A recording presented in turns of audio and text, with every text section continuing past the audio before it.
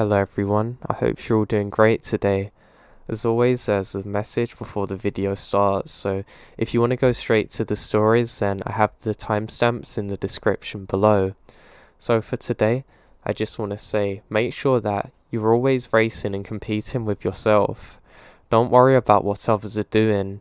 Your life, all your hardships and everything has been the perfect training to prepare you for what's ahead of you. There's no point in looking at what somebody else is doing or where they're going, because you can only ever live life as you, and you can only ever achieve your goals as you. So what's the point of looking at what anybody else is doing?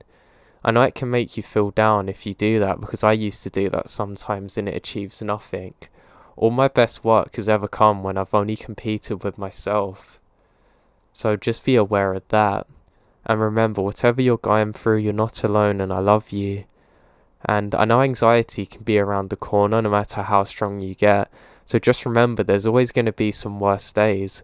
If you have days where you're more anxious or depressed or whatever, it's not your fault and it doesn't make you a failure. It just is what it is. You just have to accept it, then focus on what you need to do to get better and just learn from it. I love you and hope you're all doing great and enjoyed these stories. And make sure you check out the podcast in the description below and my Instagram at Joe the Insomniac. I love you and hope you're all doing great. Take care. My family loves to go on vacation in Sweden, and my grandmother even has a cottage in the forest that all the family members use if they want. A couple of years ago when I was 20, I was on vacation there with my mum and grandma sometime in autumn for about 10 days. This is a Swedish backwoods. We go there to unwind, to enjoy nature and take a rest from civilization. Hiking, canoeing, and looking for stuff. Sitting around the campfire, and just them sorts of things. It's not completely isolated. You can find some villages and fields here and there. It's definitely very rural though, so you don't have much of a chance of encountering other people. Now, I've always liked to go exploring on my own, finding out the new paths through the woods, fixing our old maps to reflect the landscape better. The maps you can buy of this area haven't been updated for years, and many paths don't even exist anymore due to overgrowth. What I also like to do is explore old abandoned buildings, and rural Sweden's great for this. Back in the 1800s, Swedish people in the countryside were dirt poor and starving, so many moved to the New World for a better life. You can still find the foundations of farmhouses, even foundations of entire villages in the woods, sometimes with rusted 100-plus-year-old farm equipment. Also, like so many countries, Sweden has an issue with rural exodus nowadays, with middle-aged and young people moving away to cities. Old people stay out there until they die, and no one buys their houses until they're literally just sitting there abandoned. This means a lot, so you can find many empty houses in the forest, and I just love exploring them. Most of them have already been looted, presumably by hunters, loggers or hikers, but sometimes you can find interesting things. Now, one crisp autumn day, I took one of our bicycles, a map and something to eat and drink, told my mum and grandma I wanted to be back by nightfall, and at the latest would be set out to explore there. On the map I had chosen, there's a wide loop that I guess would take about 3 hours if the paths were clear and didn't stop to explore. But even if I did, I guess I had plenty of time until dusk. I had a lot of fun at first, driving the mountain bike down smaller and smaller forest paths, finding foundations of old buildings and some root cellars that were still intact and some mushrooms. I have some problems with the map though. Like I said, many paths that are still on the map don't exist anymore, so I had to turn back a few times. But Mostly I had a pretty good idea of where I was. Of course, that made it all take longer than I anticipated, and when I reached the furthest point of the loop and turned into a path that, according to the map, would take me back and add an hour, the sun's already setting now. At this point, I'm already feeling a bit uneasy. I have to admit, because of my bad time management and because I was worried that I could trust the map even less than I thought. And shortly before turning onto the path, I found some traps in the woods that kinda creeped me out. 3 big cages, each with a platform in the middle that was connected to a steel door in front. On those platforms were some kind of animal remains, rotted black things with bones sticking out, etc. But it hadn't been touched, I guess, since the doors were still open. I had taken a stick and deactivated the traps by pushing onto the platforms through the cage bars. When the doors had snapped shut, it was so loud that I flinched. Now, as clumsily as I was cycling along on the uneven ground, I realised the sun's setting. I had this uncomfortable feeling that everything around me was sort of aware, if that makes sense. It wasn't the feeling of being watched, not quite yet. It just felt like I had to try and be quiet now, somehow. After a while, I came upon a crossroad in a more open area where I was supposed to follow the path straight. The trees were not so high here, and I guessed it had just been one of the clearings created by a severe storm years ago. At that crossroad was a tiny wooden building, somewhere between a shed and a cabin. I had originally set out to find abandoned houses so far, and I've only seen a couple of foundations. So even though at this point I should have turned back, curiosity gets the better of me. I want to check if this was locked and if I could take a peek inside. It's not locked, but the door was kind of stuck in the frame for a moment until I could tear it loose. Inside the cabin was a cot, a tiny oven, a mass of taxidermy animals that I've never seen before.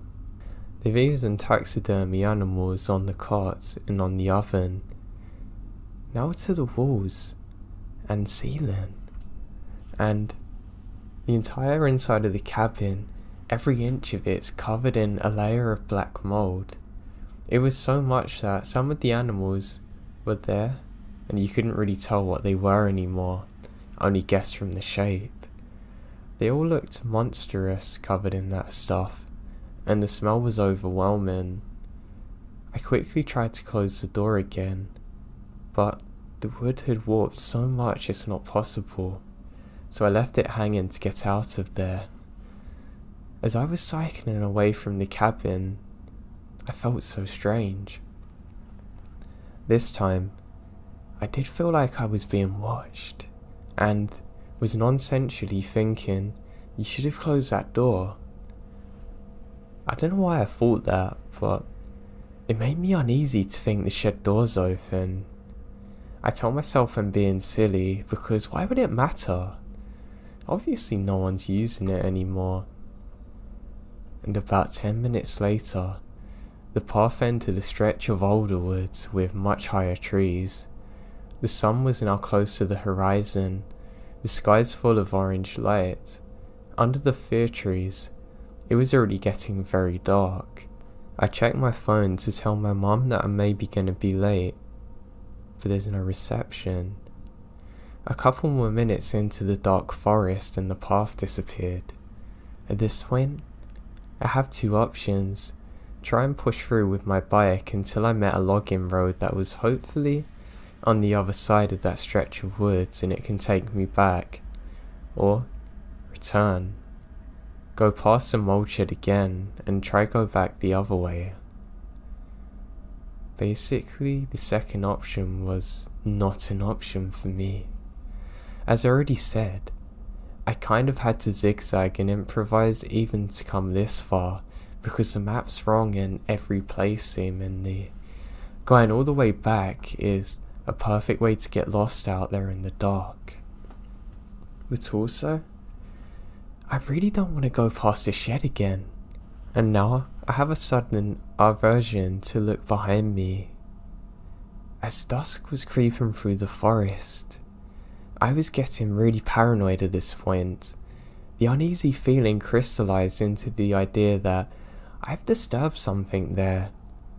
Because I've left the door open, it's following me.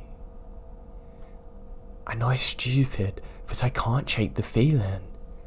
Going back past the shed, past those traps, and then through the ruins of that old village, past the open mouths of the root cellars in the dark, getting lost in there with the feeling of something possibly on my trail. No way I'm going back. You might even get lost trying to go through the woods in front of me. And I would have to push, maybe even carry my bike. For the woods don't seem to stretch too far in front of me, only left and right, so it seemed like the better option. I was just hoping at this point the supposed logging road on the other side's still there. After tearing through some barbels for a bit, I found what I guess might be the remnants of the old path, because the ground was sort of lower there, and I tried to follow that until I come upon another set of ruins. The foundations of some farmhouse presumably. Behind that, the ground slopes down into a marshy area, with birches that seem very white in the gloom under the trees. At this point, I stopped to listen. I still don't want to turn around. I couldn't hear anything, but the feeling of being watched, being alone, only increases at this point, and I felt like something was coming for me. But like the forest itself was somehow aware of my presence, listening, watching, like it was being deliberately quiet. I was feeling so scared that I didn't even try and talk myself out of the feeling anymore. I just accept it as what I'm dealing with now. I had some leftover food in my backpack, half a sandwich and some sesame snacks.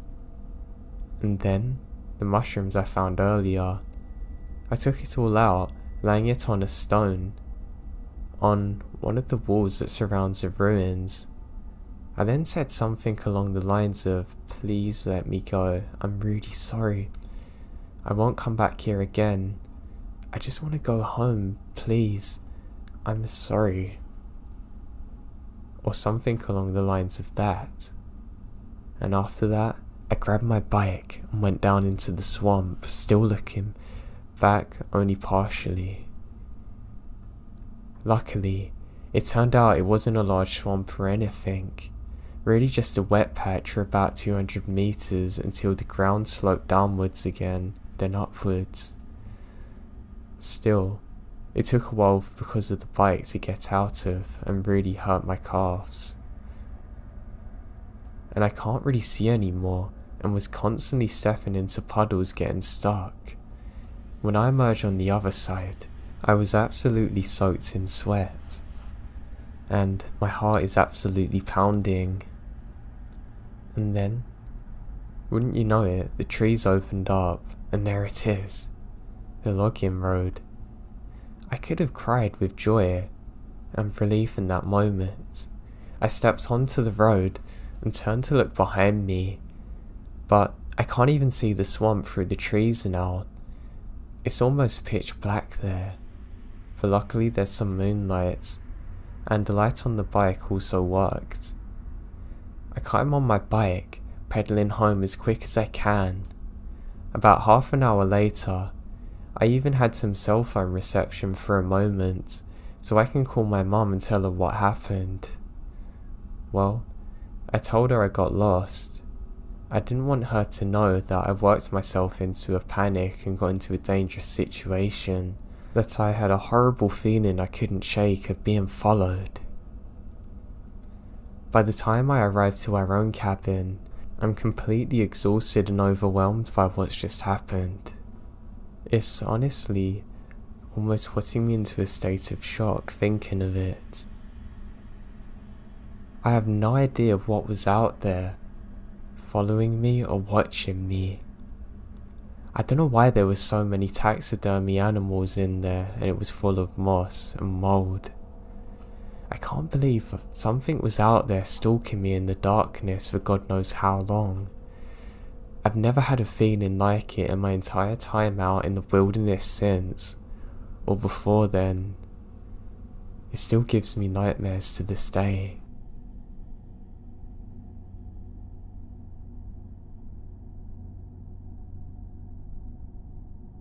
I was 12 or so at the time. Some friends of mine are in the Girl Scouts and invite me to join them for a sleepover at this old sanitarium in Maine, just north of San Francisco. At this time, 50 years ago now, the building's not in the best of conditions. There was an old caretaker's cabin and some outbuildings. My friend and I have wandered around and explored for the first day, Saturday, and well, we're not the best behaved little monsters. In spite of the locked door, we crawl through a window into the caretaker's cabin exploring there.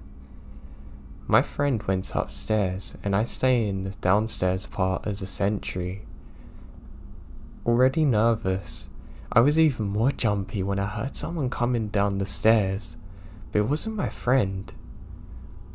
There was no one there, at least I can see. Now fast forward to one evening, in an attempt to go to sleep, we're overtaken by giggles. Now one of the counsellors separated us so the others can sleep. I was placed in bed in this little sunroom thing. It was an enclosed room, but with windows on 3 walls. Now the wall I'm facing actually has a set of French doors and a balcony. Now I'm awoken by a strange sound. It's about 3 in the morning, and everyone else is asleep. I then watch a woman in an old-fashioned dress walk past the doors through to the balcony, look at me, then descend the stairs silently. I figure out it's just a counsellor, until I wake up in the morning and realise that there's no stairs. We explored every acre of that place and never found any signs of where she could have went. And none of the counsellors were up at that time either.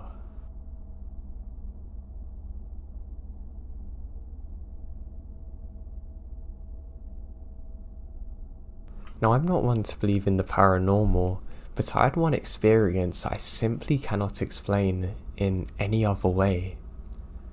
So my family owns this old cabin out in the wilderness. It's half derelict, and to be honest, I don't even stay in there because I hate the spiders that I know are above me. I instead sleep outside in my tent. And one night, I'm doing exactly that, thinking, wow, I'm glad I'm in here, not in there with all them spiders and the real danger.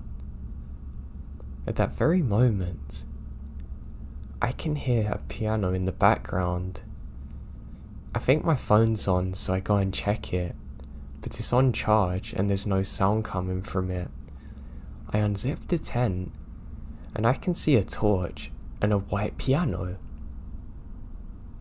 I've rubbed my eyes because this makes literally no sense to me, and this is where the sound's coming from. I pull out my binoculars and sure enough, there's a piano with a torch next to it, and sound coming from it. Hell nah, I think to myself. I look around for people and see no one. I go inside the tent again, going to get my rifle because I'm very scared now. Just as I come into the tent, the sound stops. I come out of the tent and it's gone. Only the torch remains, so it's been knocked over. My dog is absolutely terrified at this point too, so I know something's up. I grab my stuff near my tent and just get the hell out of there with my dog. I've never been back there since, and I still have no logical explanation for this whatsoever. I really wish I had a reasonable answer, but I have none, and I've never seen anything like it.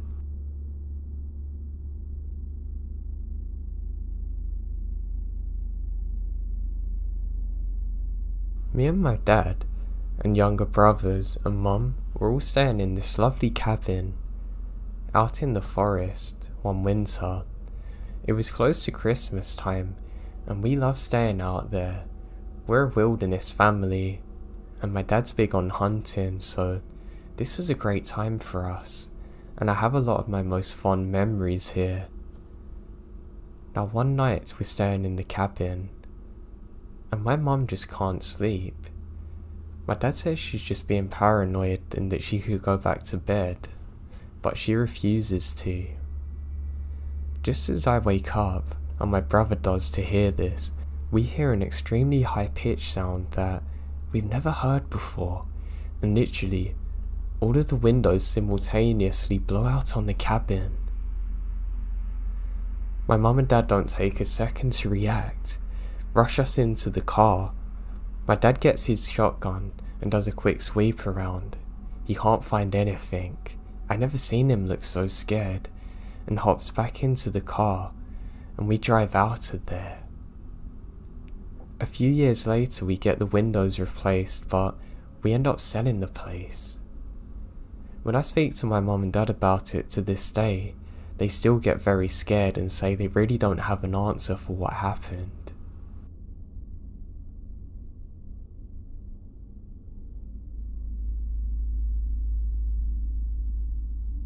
When I was younger, I used to love go exploring the woods and forest with my friend. Now, we used to have to lie about what we were actually doing, because there's no way in hell that any parents in their right minds are going to let their kids do this. But we were lying and did so anyway. Now we set off like normal one day, and it began to rain heavily. I already slipped on a rock and ended up twisting my ankle, so I wanted to go home. However, my friend, James, wanted to stay out later.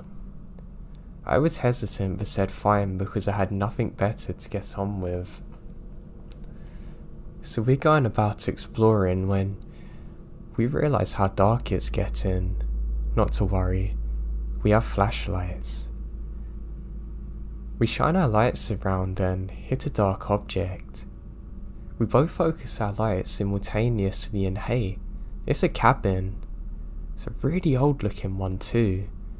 We both look at each other and smile, really excited to go and explore in there.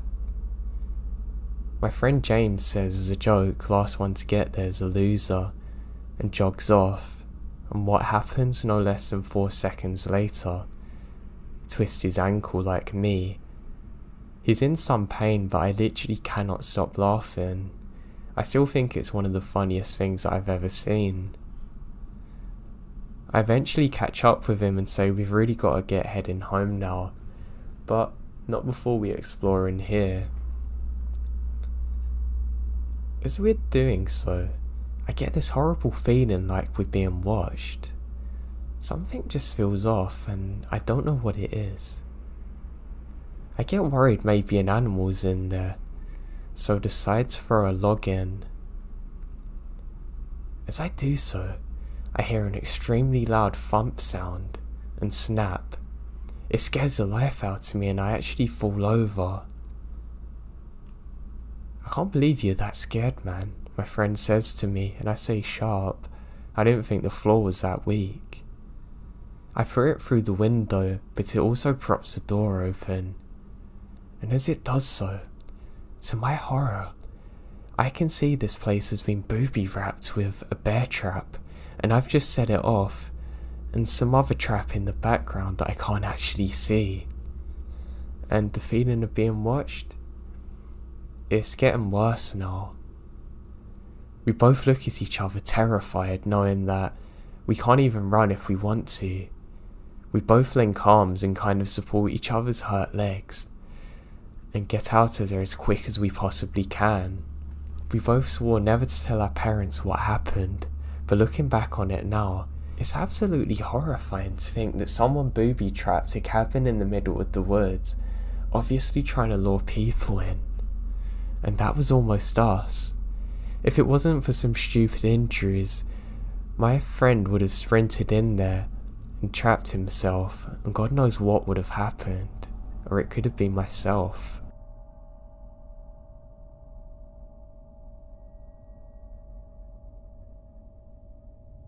I'm a park ranger in a large national forest.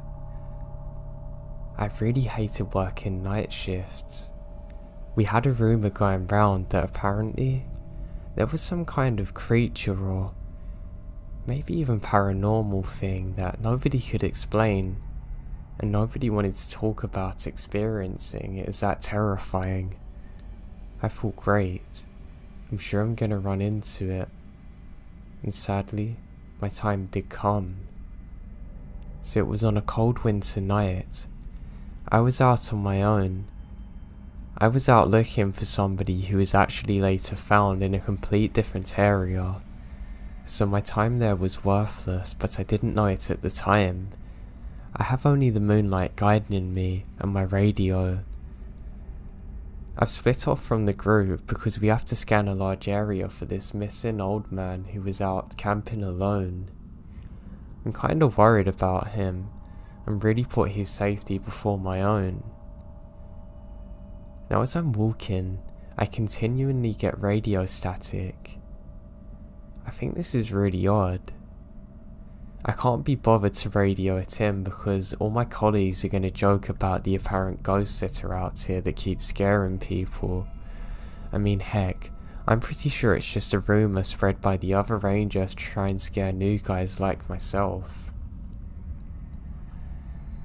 So as I'm walking, I suddenly see a large flash in the sky, and all of the sound stops. What the hell? It looks like something falls from the sky. I'm immediately drawn to this, thinking I've either seen a meteor hit the ground, or I'm so tired that I'm hallucinating now. Really in shock, but I thought I was just in some kind of paranoid state from working for so long. I think this can't be true, and I rub my eyes for a few seconds, and nothing's there. I think surely that didn't just happen, and I can't believe how tired I am, so I decide to start walking towards it. I shine my flashlight and nothing's there, and I edge closer to where this thing landed. As I'm getting closer, I have this terrible feeling of dread washing over me. I just can't shake it, and I stop. As I'm doing so, it hits me that the forest is still silent. I can't hear a thing. Now I'm starting to wonder if a meteor has hit the ground near me and it's messed up my hearing and put me into shock from not expecting it. As I'm doing so, I can see a faint glow. I relax a lot. Oh, it must be a meteor then after all. Kind of cool. I go to radio it in, but my radio isn't working. I'm really excited now. Until suddenly, I'm stopped dead in my tracks.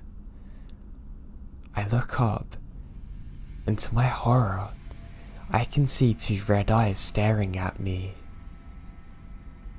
It must be about 10 feet up into the air, and it definitely wasn't there before, and it's almost blindingly bright. I scream and turn to run. Something was definitely wrong with my hearing because I can't hear my own scream, only silence. I keep running for God knows how long, get back to the truck, and don't even bother radioing anything in. I just get back to the station and burst down into tears. I tell them what's happened, and there's a few worried looks. I say, please tell me I'm not going crazy and someone else saw that. Apparently, all communications went down temporarily, and they saw something fall from the sky too, and they had no idea what it was. Apparently they heard my screams and rushed over to where I was, but they found nothing, and they too reported the same silence as I did. Thank God I wasn't crazy. We ended up calling the police and they took over for us, as well as a search for the missing person. Like I said, the person was found, so I was really happy about that.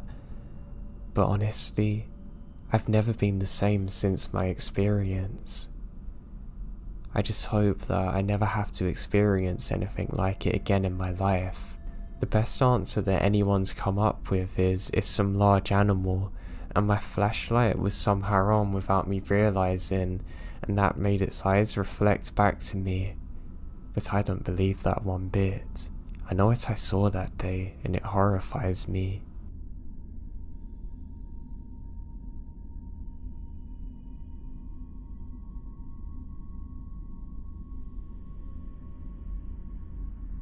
I was a lone recreation ranger in a small district in southern Idaho. The nearest town from the guard station was about 1.5 hours away by car. After moving into the guard station, the solar power wasn't working, and I hadn't slept for about a month consistently due to various reasons, like bats in the cabin, something walking on the deck at night, and the woods always had an eerie feeling about them. Unlike the southwest, ponds still are a forest I was used to.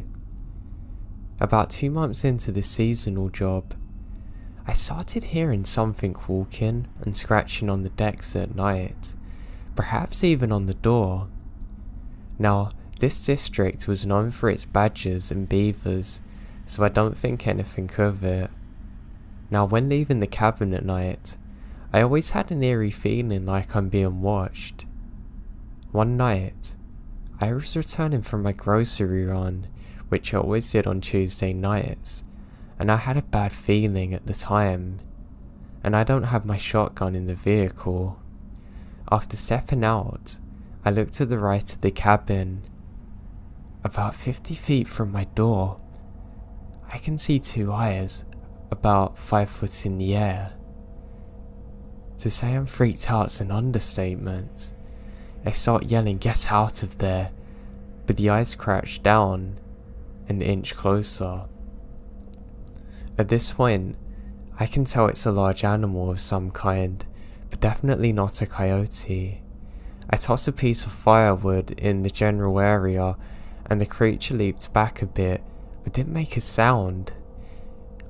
It tossed 4 or 5 more pieces around, an inches closer.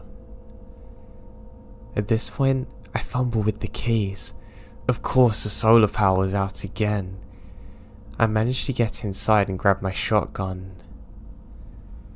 I went outside. The creature was still closer. I still can't get a good look with my headlamp. I load the shotgun and continue to throw pieces of wood with one hand until finally the creature walks back into the brush. That night, I drank about 4 IOPs and slept with my shotgun.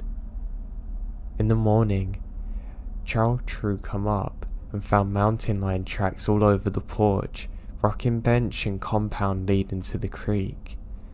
After that event, I always heard the rocking chair move and someone or something walking on the porch, but never any tracks. Considering that it was always muddy up there, it's weird to find none at all.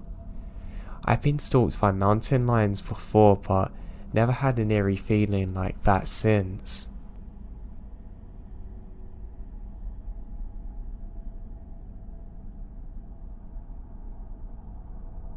I'm a desert park ranger here. Volunteers at one of my parks called us to report a still smouldering / smoking car in one of our remote campsites. It's normal for stolen cars to get abandoned and buried and burned. When we went to look, we gawped for a couple of minutes while waiting for the fire department. After a couple of minutes standing there, it became apparent that there's a body in the front seat. After an additional look around, we find food wrappers and other strange items. It seems like whoever was there had been shot. The police came and cleared it up, but didn't find any answers. We refer to that as a haunted site now. It is the most popular in that tiny park. Now, one of our cycle farm chiefs got a call from a guy threatening to kill himself. He said that he had lots of guns and was going to end it all, then gave a location close to the park. 2 of my co-workers got sent out to investigate. By the time they got there, another rangering entity had found the scene first. The co-workers got there and indeed, he had killed himself. I'm just glad I didn't get there first. By far the scariest thing I ran into though is when I just moved out there and was taking care of 2 parks by myself. These parks are about 30 miles from the nearest occupied homes. Even then, these couple of homes are usually empty in the summertime. I decide to hop in my car and drive to the darker part to take in a meteor shower that's gonna happen. I'm out there on a picnic table, just plucking away at my banjo, when I get this uneasy feeling. I can't shake it in my mind. Was that a shadow? What if someone shows up? What if someone is actually stalking me? As I'm drowning in the silence with the occasional string plucks to distract myself, I hear a muffled voice in the bush, followed by another, quick mumbles and rustling. My heart dropped, and my neck grew cold. There's no way this can be a normal interaction. My eyes struggle in the dark, scanning for shapes. The sounds grow closer, and seem eerily high-pitched, almost like children. What the hell? I don't take time to find out what's happening. I quickly get back into my truck and speed out of there. I have no idea what it was exactly to this day.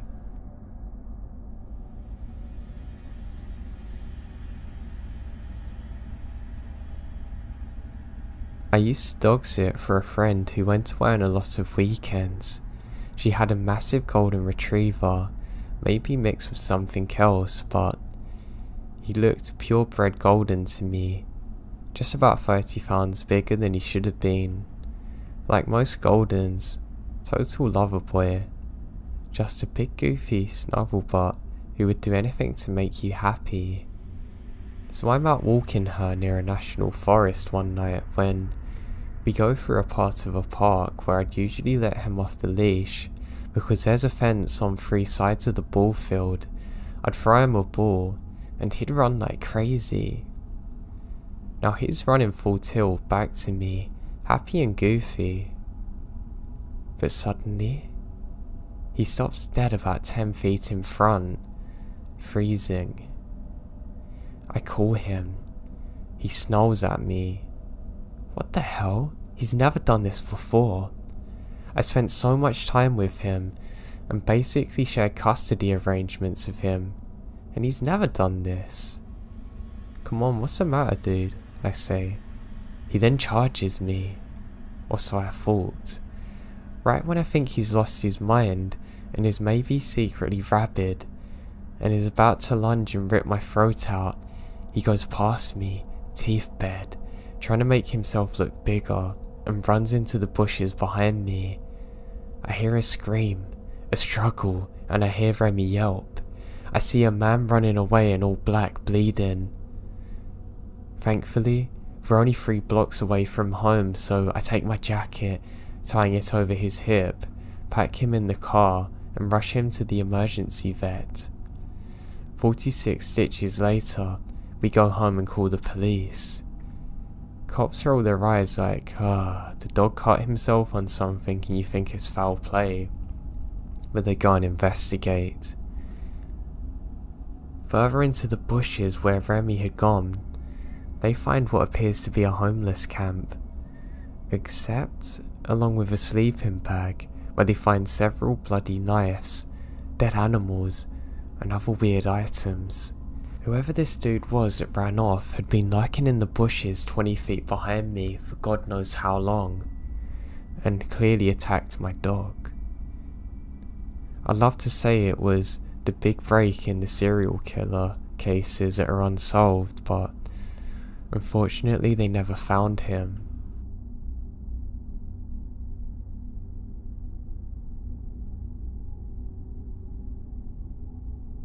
My normal shifts were during the day, 9 to 5 like most people, but on that day, we were short-handed, one night, because the last person who worked during those shift hours had just quit.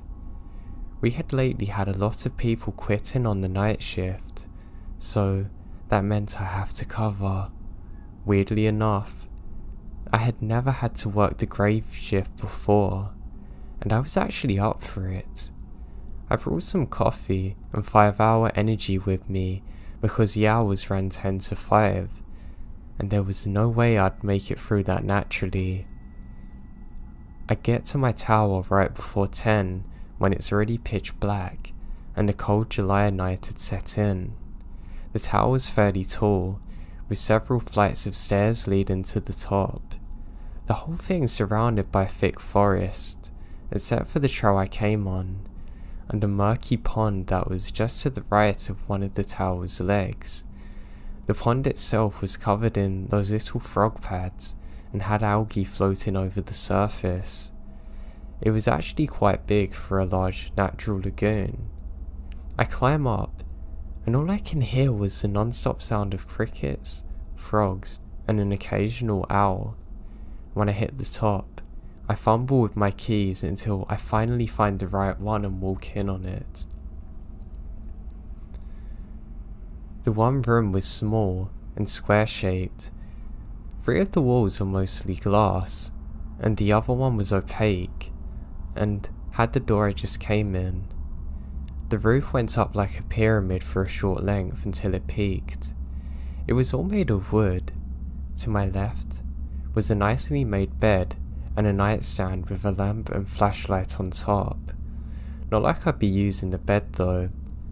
On the wall next to that is my CB radio and communication stand, which every one of those towers had. Next to that sits my refrigerator and microwave, which was part of a small kitchen that extended to the other wall as well. Inside the kitchen on the right wall were several cabinets, some small ones that held snacks and some canned foods, and another set of giant cabinets that I couldn't open, which likely had vacuums and other cleaning supplies. I went over to the communication stand and did my standard check to make sure everything's working properly. I called into the ranger station and said, "Well, Donnie, it looks like it's just me and you tonight." Donnie doesn't reply, so I figured that he's just out somewhere. I went and grabbed the flashlight off the stand and reached into one of its drawers, pulling out a set of binoculars from it. I went back out to the balcony and checked to make sure no fire hazards or any other kind of dangerous things were going on over there. Once I checked that off my to-do list, I headed back inside and pulled out the chair from the communication stand. I then started to assemble it, putting it up by one of the glass walls, grabbing a granola bar from one of the kitchen cabinets to munch on. I put the binoculars up to my eyes, looking over to the surrounding forest. It didn't seem like any animals were out and about, and no birds are in the sky either. I skim over a couple of clearings and make sure that no teenagers are camping illegally. Then, I peeked over at a far ridge where I see a snowman standing alone in a gap of trees. Wait, it's July. I peeked again to see it's not a snowman, it's some kid in a ghost costume. It looked like the one from Charlie Brown, with big holes for eyes. The kid was still, staring in my direction, unmoving. I couldn't see the kid's parents anywhere, and now it's rolling up on 11, so that meant something's up.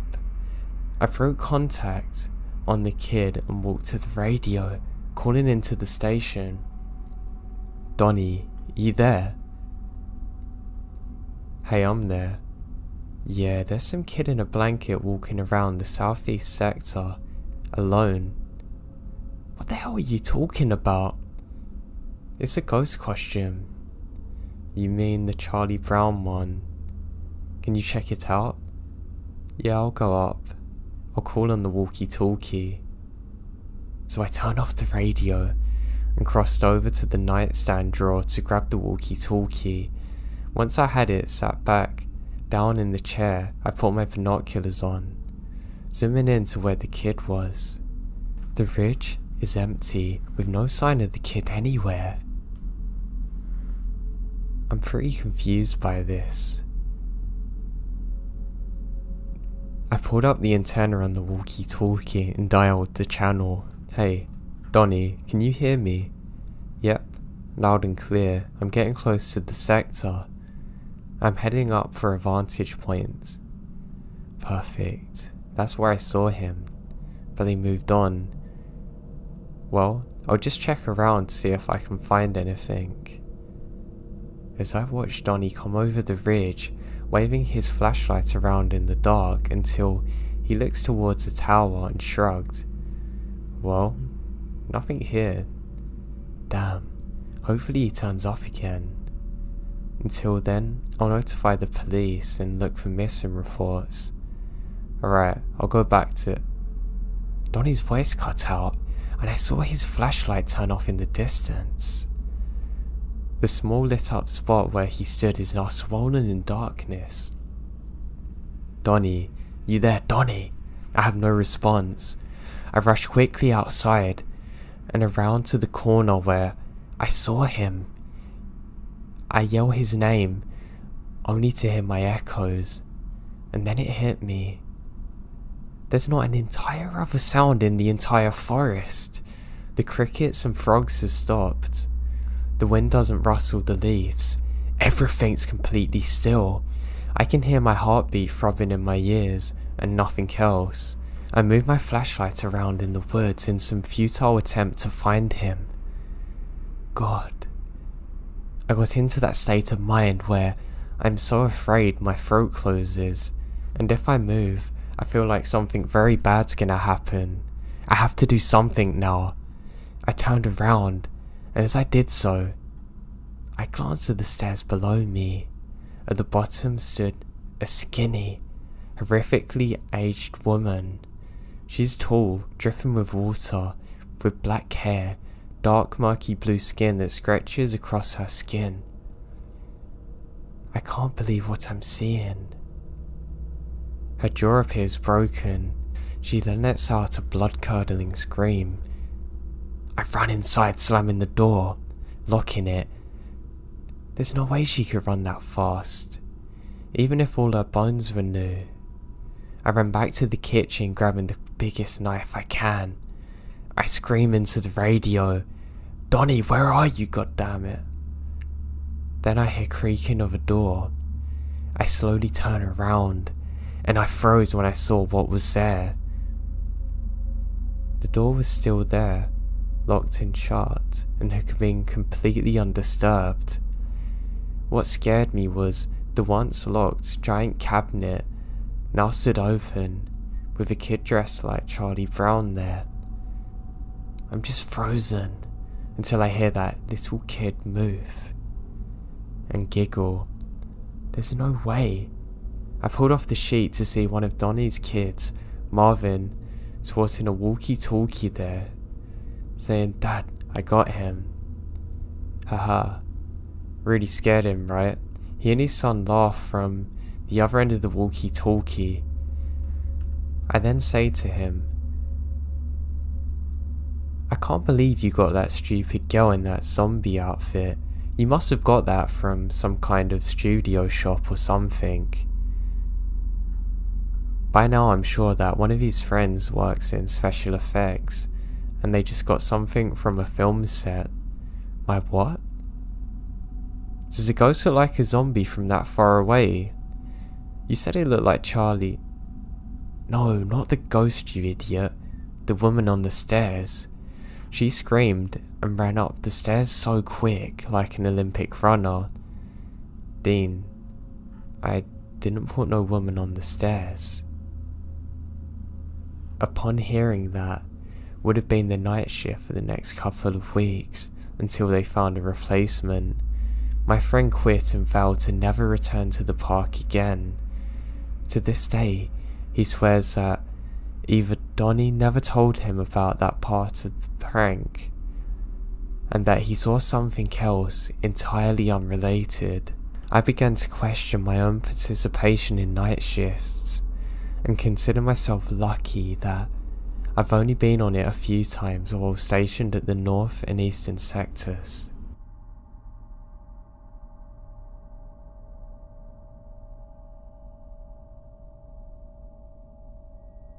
This happened about 5 years ago now. I had gone through a rough breakup, and I was going through a phase where I wanted to be more independent, self-efficient, and generally more okay being alone. I would go to a lot of movies and restaurants by myself, etc. At the time, I'm living in Montana, where spending time outdoors is a prime recreation. Camping solo seems to be a very good exercise in truly being self-reliant, so I packed a little tent and went to the Jerry Johnson hot springs. Jerry Johnson is a natural hot spring with a few small, mostly natural pools of water in the mountains on the border of Montana and Idaho. I'm trying to keep this as brief as possible as I don't want to go into too much detail. What I will say is that it's truly in the middle of nowhere. From the interstate, it's about 1/3 of a mile hike across a bridge into the woods, and from the interstate, it's about a 45-minute drive in the either direction that you've come from before you find any kind of civilization, which is only in the form of a gas station. There isn't a motel or anything attached to the hot springs like you get in some places. It's literally nothing but forest land with a few tiny ponds of warm water, and if you ever go, you'll probably be the only one there. There's plenty of daylight, so I decide I'll go and soak first, and then set up my camp when I'm finished. I make the short hike to find that there's a couple, a man and a woman in their late 30s-ish, in the main pool, and they look very startled at the sight of me. I say a friendly hello from a distance as I approach. At first they don't even reply, just stare. Then the guy pipes up, "What are you doing, man?" I tell him I'm confused. He then says, "Is that you that's been creeping around the woods watching us for the last hour?" I assure them that I have no clue what they're talking about, and they begin telling me that there's someone in the woods way off the trail. Apparently, they've been yelling at him and he doesn't respond.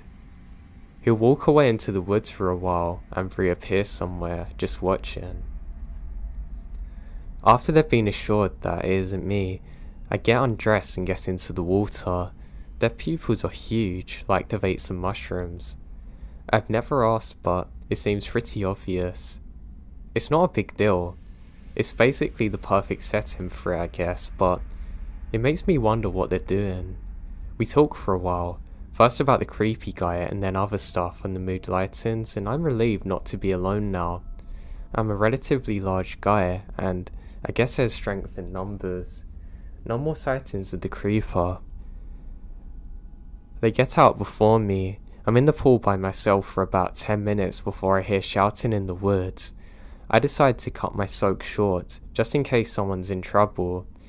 I get out, dry off quickly, and get dressed still moist, and I hear a shout. I start quickly hiking. I eventually come across a couple shouting off into the woods things like, "We've got a gun," which they don't. I ask what's going on, and they say the guy was just ominously standing in the path looking at them in the distance. When they started to shout, apparently he retreats into the woods, now out of sight. For all of this though, they never got a good look at him. We walk back to our cars, decide we'll camp near each other. There's an official campground, but you have to pay. The guy tells me he knows another spot which is relatively flat that would work. I agree and follow them. It's not very far. They set up their tent and I set up mine about 100 yards away. I want to give them plenty of space to trip or whatever else they're gonna do there. We're in a dry season, on raw forest floor, so neither of us made a campfire. I got all set up and just sat around reading a book and enjoying nature. The mosquitoes made me retreat into my tent at about 6 PM, and by 9 I'm asleep. At about midnight, I was awoken by the sound of screaming. I grab my flashlight and .22 pistol, put on some shoes but don't tire them, and start running towards the other tent. When I arrived, the two men were standing outside of the tent with their own flashlights completely losing it. They said they'd been there, and apparently the guy was there too. They showed me a slice in the wall of their tent that apparently he made with a knife. They haphazardly packed their stuff and hurried away, getting back to their cars. I only realised that I hadn't grabbed my own stuff. I say if they could go back with me and they said, "Sorry man, you're on your own." I thought about it for a minute. I could come back the next day and get my stuff, but it was over an hour drive in any direction. I did have a gun, but if someone shot at me, even in self-defense, that would be begging another kind of nightmare that would last the rest of my life. I decided I would go back for my stuff. I killed my flashlight and basically went stealth ninja mode back into the trees surrounding the clearing where my tent is. My thought was that if it was really quiet, then I could hear him, but he couldn't hear me. It took me about another 20 minutes to get to where my tent was. When I got back to my tent, it's untouched. I quickly threw on my backpack, put my flashlight in my mouth, grabbed my tent in its fully assembled state with my sleeping bag, still inside, and ran back to the car with a loaded .22 revolver in my hand, stabilizing the awkward tent. I get back to my car and drove away. Now, what didn't really occur to me until later is that I never actually saw that guy, and to this day, I can't even be sure if he was actually there in the woods. I kind of doubt that these people would have sliced their own tent, but at the same time, they were happily hanging out in the wilderness all day, miles away from others. It's possible that they were just messing with me, but if so, they deserve an Oscar, because they seemed absolutely terrified. I hate to think what would have happened if I hung around to find out the truth.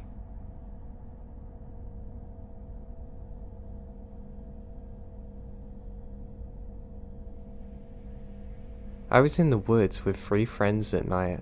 A friend's house was nearby, and I was getting hungry, so I went inside to find some food. Another friend came inside with me.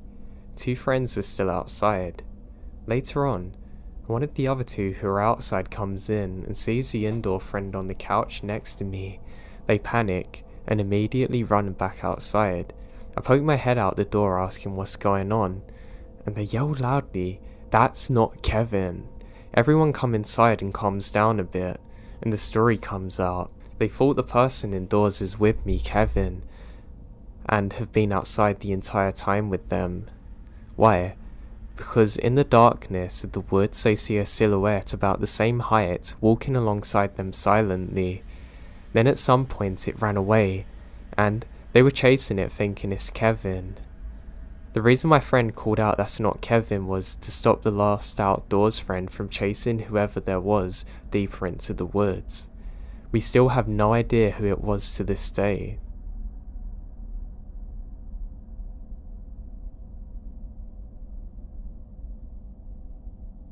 I grew up in the Midwest about 10 years ago, and I moved to a small coastal town in the Pacific Northwest. When I worked there, I worked for a company that runs cable rentals and a water taxi service, transporting campers and hunters, and sometimes freight to various locations, sometimes just 20 minutes away, others it was hours.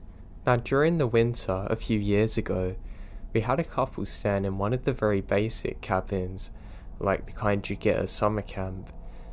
My understanding was the guy Dick was taking a class at the trade school in town, so he'd be gone all day, while the woman Jane stayed at the cabin with their 3 dogs. We never saw her outside while he was away. Now one day, Jane burst into the cabin in tears, being hysterical. She told us Dick had been beating her for days, starving her, that he'd been locking her in the cabin while he was away, that he even threatened her with his dogs.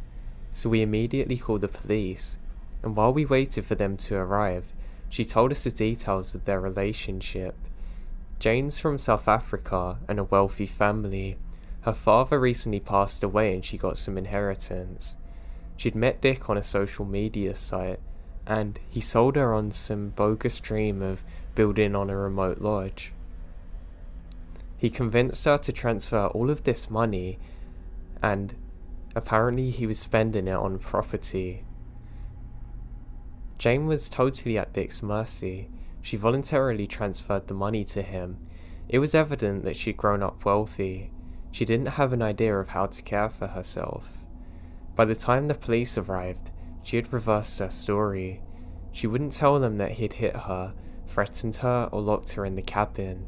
I walked over to the other side of the cabin to talk to Dick with the officer, and of course, he denied everything. The cop was very frustrated. It was clear Dick was mistreating her, but he didn't have enough evidence to make an arrest. I told Dick that he needed to leave the property anyway. I didn't want him there, and the woman didn't want to go with him. Jane managed to get in touch with a friend in the US who brought her a plane ticket, and another employee and I offered to drive her to the airport in the city, about 200 miles away. Now that very night, Dick left without any issues, and the last thing I said to him was that he can't come back, and if I ever saw his truck in the area again, I'm gonna call the police and assume the woman's in trouble with no hesitation. I really felt terrible for the woman. She basically made a bad investment and had little hope of recovering the money. Months had passed. It was well into the summer, and I'd forgotten about the incident. I had heard Jane had gone back to Dick, and they're out in town. This is from another taxi operator. He'd been transporting them to and from their remote property because Dick wrecked the boat he bought with Jane's money on a rocky beach. One day, I answered a phone call from a very distraught woman from the other side of the country. She was desperately trying to find her son, who answered, and Dick had posted online looking for help to construct his remote property. She'd just been calling water taxi operators to ask if they knew this guy Dick. Apparently, her son Mike had called from a satellite phone out of the property and told her he was in danger. They weren't getting along, and Dick finally ran him off the property. The property was out in the middle of nowhere, accessible only by sea or air with no roads. You can't tell someone to leave because they don't know where to go. Mike's mother relayed to me that Dick wouldn't let him sleep in the cabin, that he wouldn't share food and would even chase him with a rifle when he realized Mick had a satellite phone. It was lucky he managed to call them out. Mike's mother called with the intention of hiring us to pick up her son. I said to her, "Miss, this is an emergency, you need to call the police." And I contacted the police and Coast Guard immediately, and they jointly dispatched a boat and helicopter to the area to rescue this guy. Mike is rescued safely, and Dick was arrested. Jane was there too, but refused to come back with the police and stayed at the cabin. Mike came out to the office a few days later. He gave me a big hug and says thank you. He was convinced I'd saved his life, which was a nice statement, but in my opinion, It's the police and Coast Guard that actually saved him. Now, he gave me some details of the experience, that Dick had actually taken several shots at him for a while chasing him through the woods. He told me when Dick caught up to him, he held him at gunpoint, made him naked and locked him in a shipping container that's on the property, convinced he was gonna die. He was still locked in the container when the police arrived. Mike never stayed for long, but I was impressed that he took the time to come out introducing himself, and I wished him luck. Dick is charged with attempted murder, but they were dropped. Mike ended up with a hefty settlement from the inheritance money that Dick swindled from Jane. I received a phone call later that summer from a property and a reporter in the city. These were asking about what happened. I agreed to tell him what I knew on the condition that he doesn't mention my name or that of the company I work for. The other night I was having a few beers with my old neighbour Al. A young guy had moved into town last year. The story popped into my head, and when I mentioned Dick's name, he perked up. They worked together at a shipyard. I can't believe it, this guy's back in town, without Jane this time working a minimum wage job.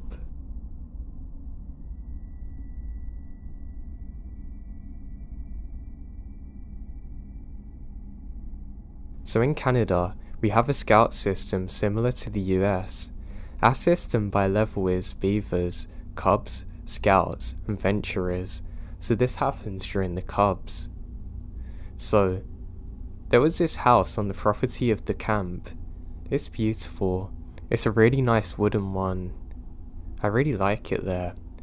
Now during this time, all the troops around us gathered for a camping weekend at the house. There was maybe 7 troops gathered. We'd be doing wooden car racing, etc. The house was split into 2 rooms, one for males and one for females, and there was a closet door that connected the rooms. At the time there's about 20 guys in one room and about 15 females. We'd be sleeping on the floor with our sleeping bags. After brushing, me and the guys went back to the guys' room. We're talking about things, and one of the kids said that this place is haunted, and that the closet that leads into the girls section is where somebody was hanged. Now I'm not gonna lie, I always felt strange in that doorway, so much so in fact that I specifically put my sleeping bag across the other side of the room. There was also an air vent there, and I'm afraid of it, so then I move in the middle of the night and try and get between the 2 things. Now on that night, after the counsellors shushed us to sleep, cause you guys know, we talk for hours on end if we can't sleep. It's around 4:30, I'm awoken, my head facing towards a closet. I notice that something is going down. The closet door is slowly opening. I was kinda stunned. Girls shouldn't be peeping on guys. Then when I saw the shadow, no bigger than 6 foot, it was crazy tall for its size. Now, best I can describe this from memory is like the colour Vanta black. It was very blurry but crisp until in the middle. It slowly inches its way across the wooden floorboards, no sounds even. It just silently passed each kid as it went by. I didn't want this thing to see me, so I turned my head. It passes more kids. Now I really don't want it to see me, so I'm really trying to lay low, but I'm trembling. I don't know what it wanted. It kept moving slowly, passing a few kids ahead of me, then it happened. The closer it got, the more I felt dread. Not only did I feel dread, but the air's getting colder physically. I felt the strangest sensation when it passes me too. I was maybe a feet from the door, so when it went to the other entrance I'm at, I'm not joking, it was literally turning the doorknob. It pulled the door open and slowly exited. Before, strangely enough, the door shuts itself. That morning, we're getting up from bed and walk down the rickety old steps. One of the kids said, "Did you guys see the shadow last night?" And maybe 4 kids' eyes widened. We all blurted yes. We talked about it for a short time. And let's just say, after that experience, everyone's sleeping bag was on the other side of the room.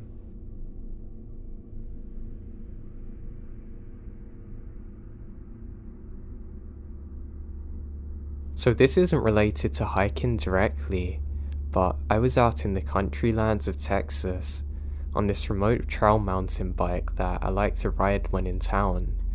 While riding through, I saw an older man ahead of me walking very strangely. I remembered him looking up at the sky. I see him about 60 yards ahead. It's a single track, so I don't have room to go around him, so I simply stop and he hears me brake and turns to me with his head level staring at me. What happened to me next is what made my skin crawl. He starts talking and waving his arms around, but his voice sounds nothing like he looks. It's kind of like a child talking and screaming at the same time, but this guy's obviously in his 50s. He kept talking, but it's like somebody playing a recording from his body with animations not lining up to what he's saying. I turn around and book it back to where my car is and left quickly. Now, he could have easily been a lunatic with a child's voice, but there's no other cars at the trail entrance, and he's a good 5 miles in with no gear or clothes of that of a hiker. God, I hate remembering his voice in my head. It still haunts me.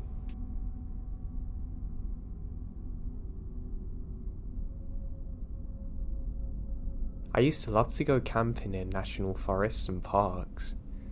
It truly was one of my favourite pastimes, and to be honest, it was something I didn't really do enough.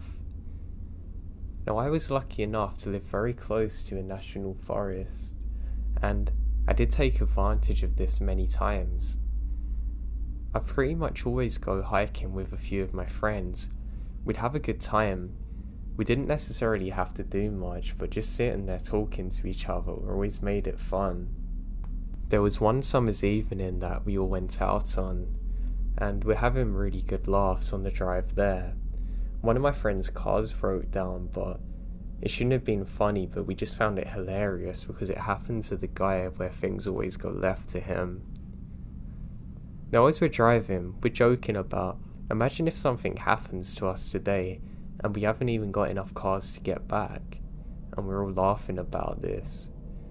We eventually get to the park and put both of the cars to the side. We get all of our stuff out, turn on a radio and start walking. We've left too late and nightfall's already upon us. We probably should have set up our camp in one of the designated spots, but we weren't really thinking clear at the time. We're drinking a few beers along the way too. One of my buddies has a massive torch and he breaks that out. And I'm not joking with you, it's literally brighter than daylight, it feels like. It hurts my eyes even looking near it, but it gives us more than enough light for what we're doing. Eventually, of course, that runs out of battery, and we're basically guided by the moonlight. We eventually find a spot and all of us stop and set up our tents. As we're doing so, I can't shake the feeling that we're being watched. I keep thinking I see things in the shadows, but I'm sure my eyes are just playing tricks on me, so I continually tell myself that it's my mind playing tricks on me. Now, there's a point where I have to get up to pee. My buddy Kevin's already went ahead of me. I can hear him making this stupid screeching sound in the forest. I just start really laughing to myself. When I'm walking, I say, "Kevin, I thought your voice should have dropped by now." I continue walking to a spot that's out of the way of the others. Now, as I'm doing so, I can hear Kevin trying to sneak up on me. He's just moving in and out of the tree line, just close enough that I can still see him. As I turn, I can't stop laughing because it's so obvious what he's doing and it's really not scaring me. I don't even bother talking to him and I continue walking. Now from here, I can see that Kevin's actually walking on a bit of a bank. He's 6'1" or 2" now when he's normally 5'8". His arms look kind of weirdly long, and I think that he's put his hands inside of his shirt to make them look different. That's when it hits me. This isn't Kevin. In a heartbeat, I scream and start sprinting back towards the others. I can hear them go dead silent as they're confused as to what's actually going on. They think I'm playing a prank on them, and when I get to them, they're all laughing. Then somebody speaks up and says, "Were you the one making them screamy sounds in the woods?" It's Kevin. He can tell by the look on my face that we need to get out of there, and without saying another thing, we pack up all of our things and get to the trucks as quick as we possibly can. We even drove the one that had the flat tire, but it doesn't matter now, we need to get out of there.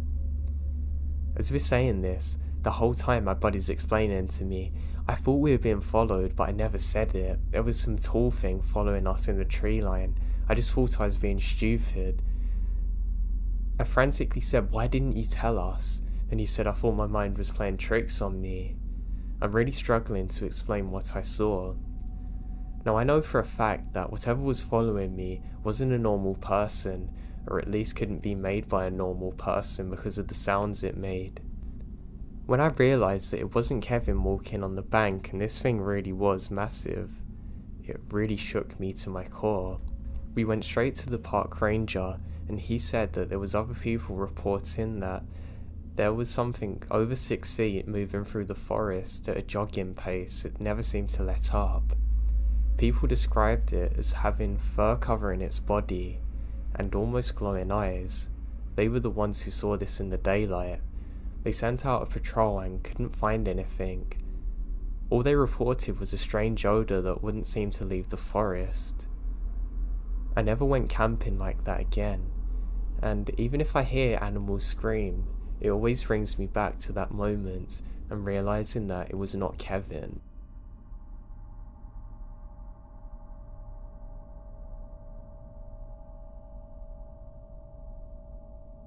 Over the years, I've had a handful of scary stories, but by far, this is the most weird. I grew up in the South, with tons and tons of beautiful places to see that haven't been taken over by concrete yet. It's nice, but along with that, it's boring. Being a teenager, I wanted to go out and have fun, led to mostly improvising with your buddies and hoping something good will come out of the night. There wasn't really a local spot to go hang out at like a club or cool bar, and the places that were close to this were boring because you did them so many times. I'm sure if you lived in a rural area, you can understand that feeling completely.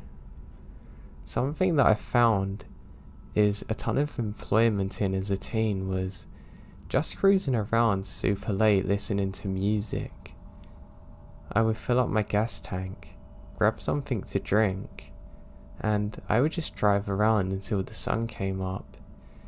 It's just a way for me to clear my head and relax. The country roads were always fun to drive around at 2 AM. Well, one night, I absolutely get more than I bargained for. I can't remember what month it is exactly, but I know for a fact that it's summertime because I'm out of school, and I also remember it being a comfortably chilled night. So, if I was to guess, it had to be around June or August. I was cruising around like I always did and was worry-free, having my music blaring in my zone. I decided to head down to a park out of boredom. This particular park is at the very end of a long stretch of desolate country road, but is a really pretty drive because of that. When I say desolate country road, I don't mean that it's some dirt road that goes through the woods or anything crazy. By this I mean that it's a normal paved road, but there is nothing on it after a certain point. The entire road takes about 20 minutes to drive down to get to the park, and after about 10 minutes into the drive, houses start to spread out further and further to become no houses and just a road leading to a park. I think a lot more of the reasons I like driving at night is because how crazy it looks, and it's kind of an adventure. The park isn't open for camping or anything. It's mostly just a lot of land with walking trails and biking trails set up through miles of woods. So obviously at around 3 in the morning it's pretty dead. I made it there and just did a slow normal little loop around drive of the park. The night before it stormed so badly I remembered my parents had to take shelter because of a possible tornado. There ended up being no tornadoes, but the storms are rough. Because of this, I came up to a fallen tree in the road that looped around to the exit on the other side of the park that must have been where the storm was. It wasn't some massive tree or anything, but I know for a fact that there's no way I would have gotten over it in my car, obviously. It's pitch black everywhere, besides the front of my car because of my headlights, and because of that, I immediately ruled out backing up the entire way. I just drove when I entered that way. I knew it was super dangerous and there was no way. At this point on the road, there was flat land on either side of me. I figured that it would make the most sense just to back up in the grass beside me a little and then drive back the way I came. It was a one-way loop around the park, but I wasn't really worried about going out the wrong way since it's so late. So I started to back off the road so I could just turn my car around. All was good until I went to pull up back on the road. I totally didn't take into account how wet the grass was and the amount of mud. My car goes nowhere. My back tyres are completely stuck and they're spinning in place. I was trying to floor the gas pedal. I start to become pretty scared at this point. Not the most ideal of situations to be in. I immediately take out my cell phone out of my pocket because I've got no service. I have a massive sigh of relief now, but it's sarcastic. I hit my phone and suddenly I have a bar. I call my parents and tell them what happened and where I am. They're annoyed that they're gonna have to pay for a tow truck. Both my parents drive small 4-door sedans, and there'd be zero help in this situation. It's about 45 minutes away from my home, and most of human civilization. So I realize that I'm gonna be stuck out there for at least an hour before someone can get me. It's a weird feeling, but I try getting out of my head and continue listening to music. I mean, there's not much more I can do. After I kind of calmed down from the initial anger I had, I start checking out my surroundings. I didn't even notice at first because of what's going on, but in front of my car's placement is a field full of mostly deer from what I can tell. But there's tons of them. There must have been 50 eating grass.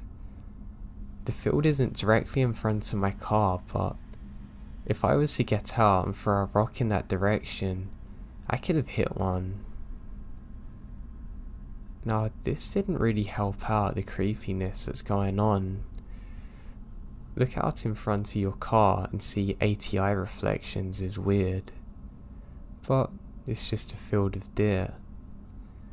I watched them for a little bit, but I'm quickly over it and just start to browse through my social media apps.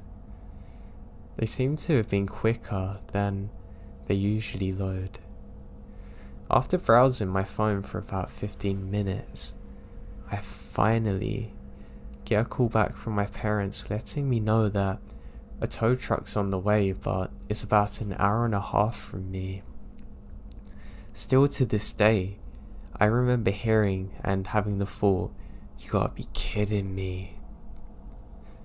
I understood that me and only me was the reason that I'm in this situation, so I can't really be mad at anyone else. But that was very obvious and not what I want to hear. I decided that the smartest thing for me to do is to make sure my doors are locked and lay down and sleep for a bit. So that's what I did. Okay, here we go. So I wake up 45 minutes later to the feeling of being watched. I'm not sure if anyone's ever experienced this before, and I don't know how common it is, but it's as though a sixth sense has went off in your head telling you you must wake up.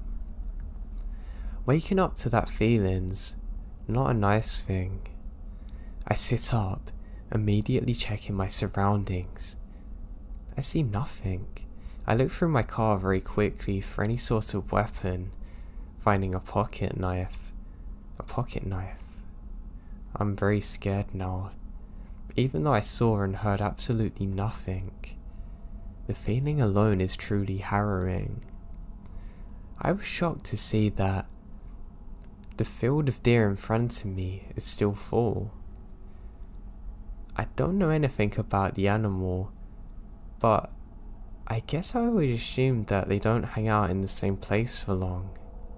Not sure why I thought it, but I was surprised nonetheless. I called my parents back to see if they've heard any updates from the tow truck dude. I decided to not mention the feeling I'm having because I didn't want them to worry more, and I also knew that there's literally nothing they could do to help if I really needed it. So no update from the tow truck guy. Ah, great. The call lasted just a few minutes and I felt like an idiot. They both had to wake up for work in a few hours and now have to spend over $100 on top of all of that and are worried about me. I could tell they're annoyed at the situation but worried. I told them I'll be sure to tell the guy that I'm fine and make sure he hurries and that I'm sorry when he arrives. We hung up and I looked from the phone and immediately went from 0 to 100 in panic mode. The deer in front of me are all completely perked up, staring in the same direction in front of them. Let me remind you that there's around 40 deer in this field. Every single one stopped dead, standing still, staring. I put on my high beams and stared, waiting for anything to happen. Nothing. I tapped my horn real quick. They don't even budge. They are completely still, glued to what's by them. The way the tree line was, I couldn't see that far over. I knew that they're looking into the woods by them, but where? I can't see. I could hear my heartbeat now. I grabbed that stupid pocket knife, just waiting for something to happen. I would say it was about a minute after I honked. Every single one of them in unison starts to run the opposite way, at full speed. I mean, within literally 20 seconds, the field's empty. I'm petrified in fear. I knew staying in my car is the safest thing to do, but it's the worst feeling being a sitting duck. My head's on a swivel. I was freaking out in every possible way. I assumed that it's a bear or something, but it could have been absolutely anything. I was convinced at that point it was the devil himself. I don't know what to do. I knew the tow truck was close by, but I have no idea where he is. I begin to shake because of nerves and look around to make sure nothing's by me. I'm focusing on the field in front of me. I did this for what felt like an actual eternity, sitting in complete silence and complete darkness in the middle of nowhere. waiting for someone to jump out and attack you. 15 minutes go by, and I start to see lights break through the tree line. As I get closer, I see the tow truck guy.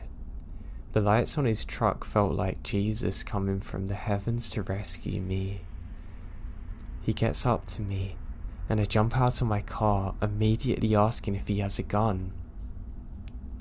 I told him very quickly what's happened, and something's definitely out nearby.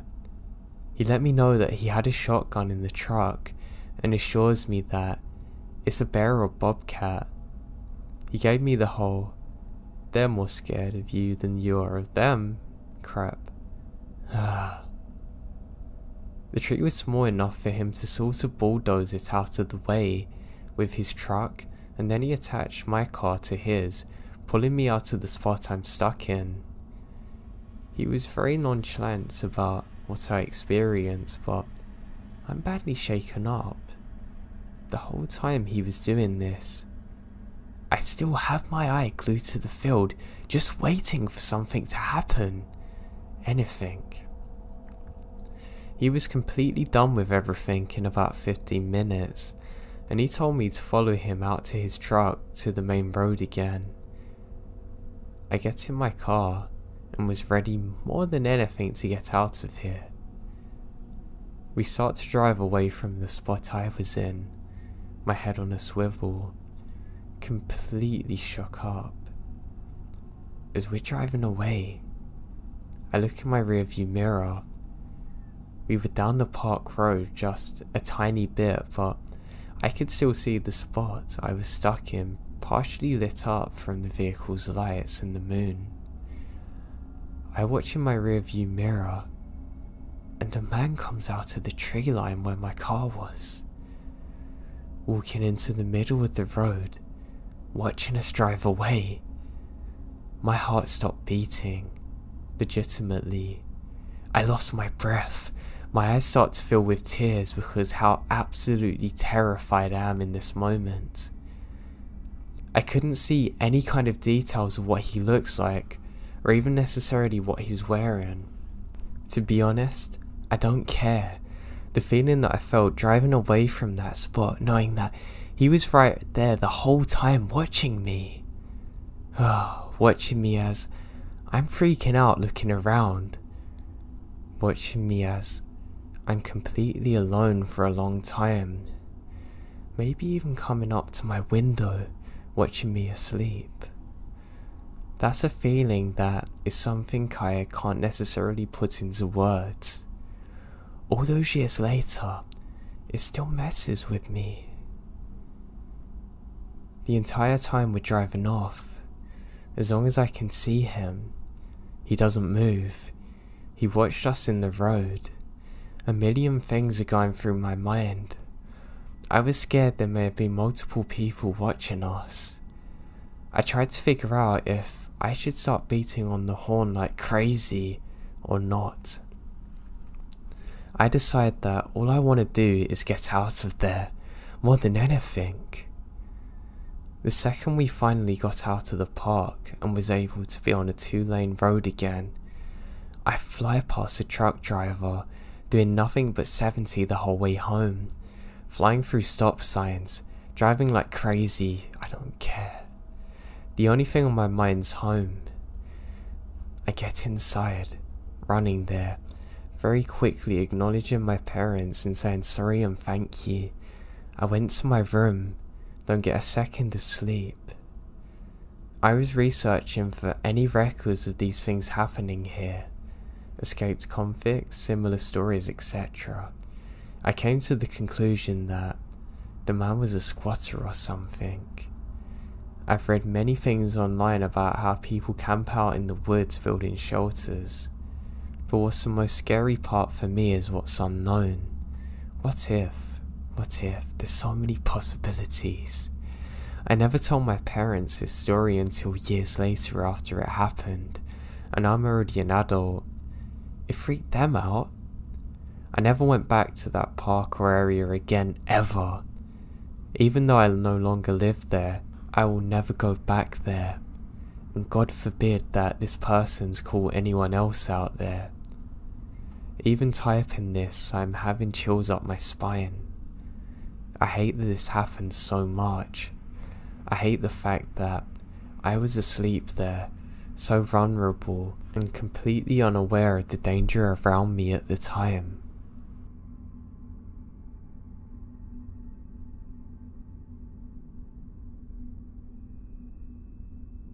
Me and my mum have a shared house kind of in the middle of nowhere. I mean, yeah, really in the middle of nowhere. We're surrounded by miles and miles of forests. Now, my mum has some medical issues, and sometimes when she's really tired she can hallucinate and see things that aren't really there. So when she saw someone looking in her window at night, she didn't think anything of it. I become a little paranoid and decided to sleep with her one night, and it turns out it wasn't just her medication or problems causing it. There really was someone there. I screamed and it woke up my dad. He quickly grabs a knife and runs outside to try and find whoever it was.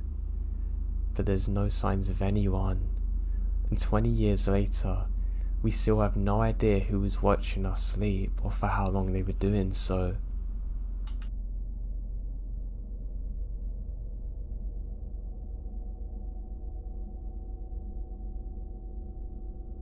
So just over 10 years ago, I was fresh out of college and moved back to my parents' house for the free rent/food for 9 months or so before I was leaving the state for graduate school.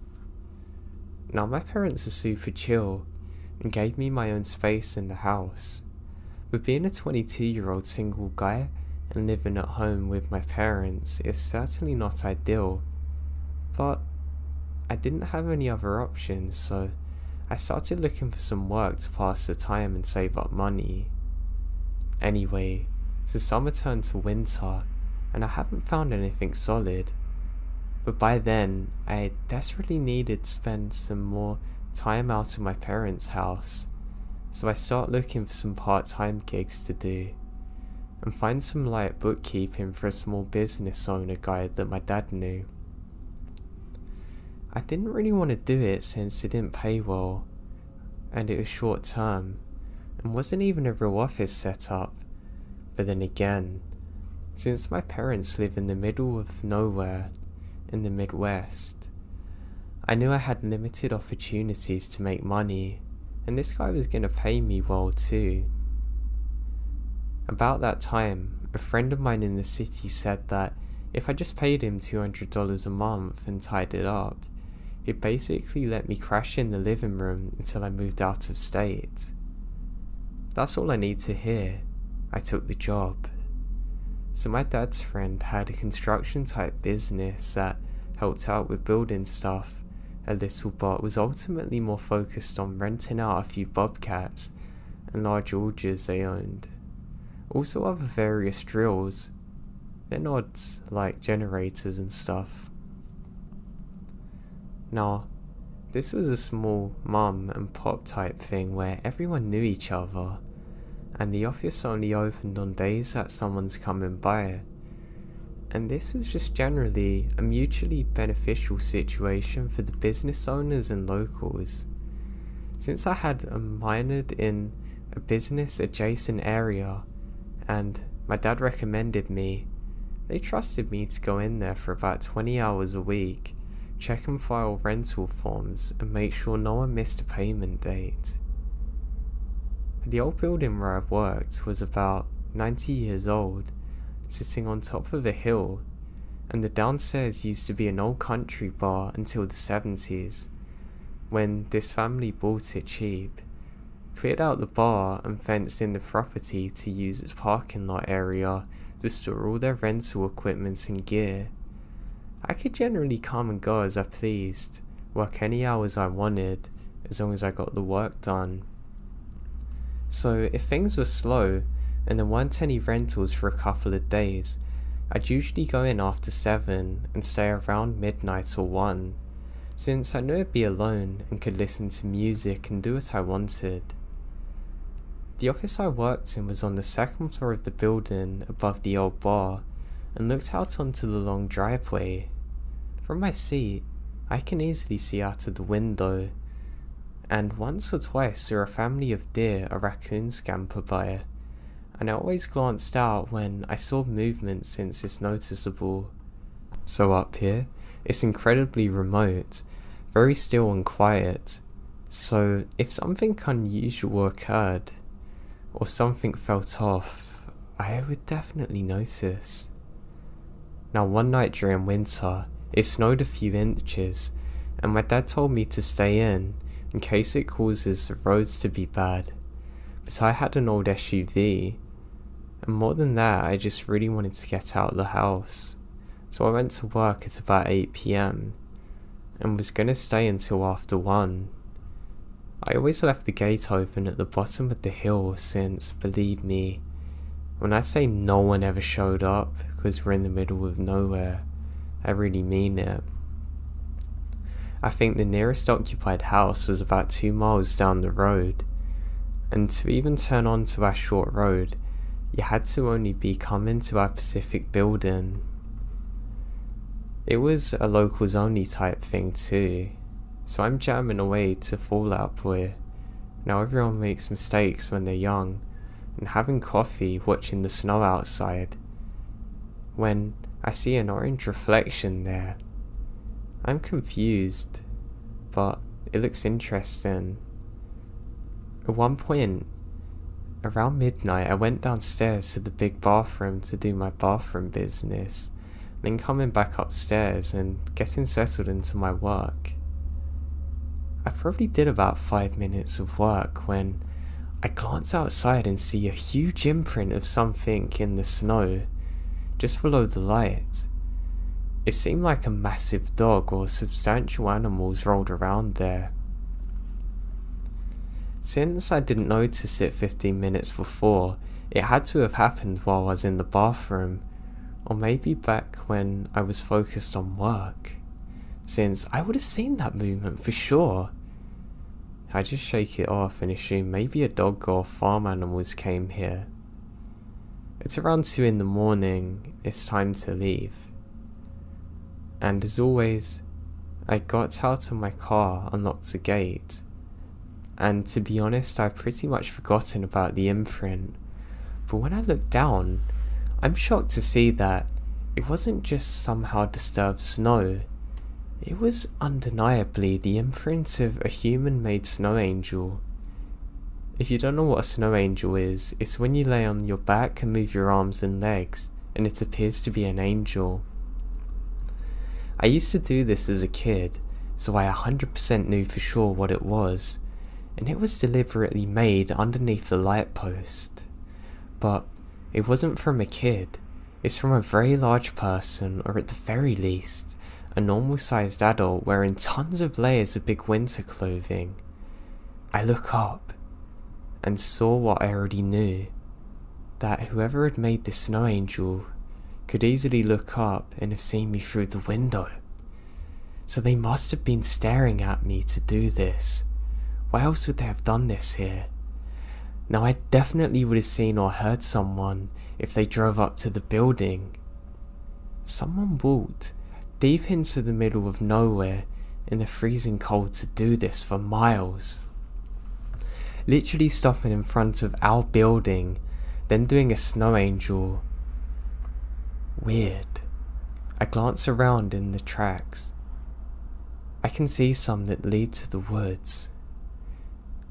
It's clear the person didn't use a road, but instead came from the opposite side, which made me instantly uneasy, since the side was just trees and darkness for miles and miles.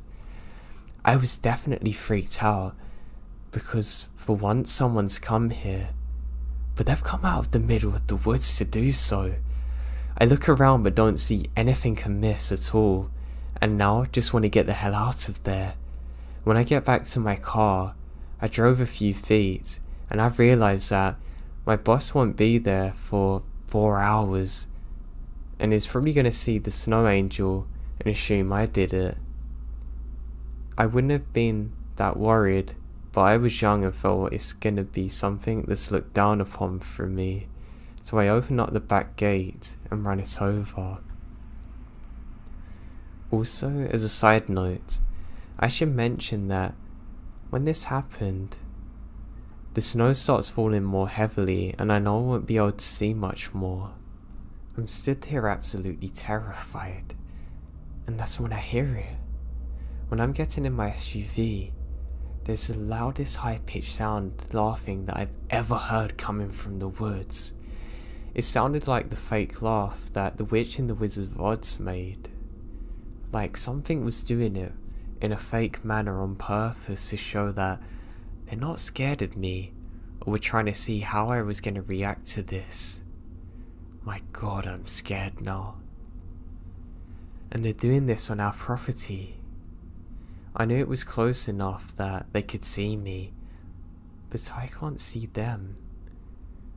After a few seconds of laughing, they stopped, and then it's just silence everywhere, except for my heart beating through my ears.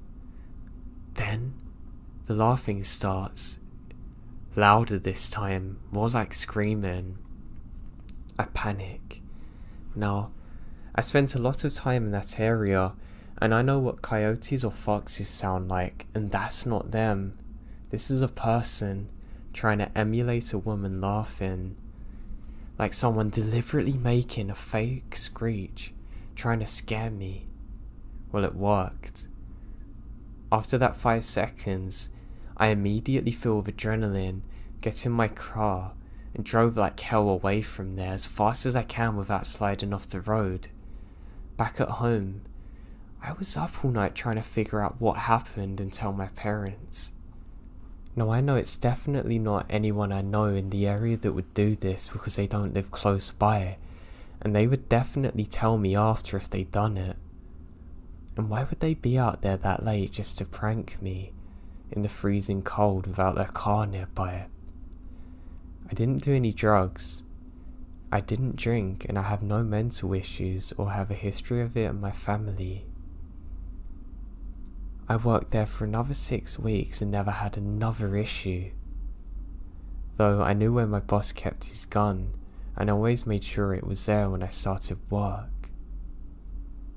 Thinking of that experience, it just terrifies me that they'd been there for hours staring at me, and were waiting for God knows how long to laugh at me.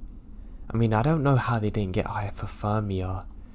It all just terrifies me.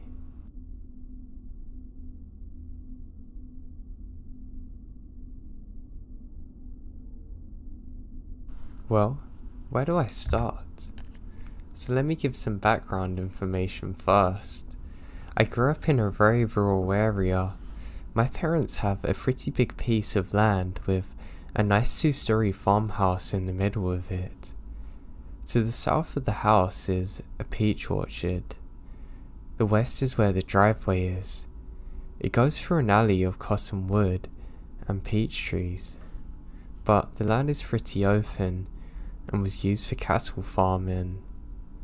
The east and north is dense woodland and shrubs, which reaches out to our neighbours about 4 miles away.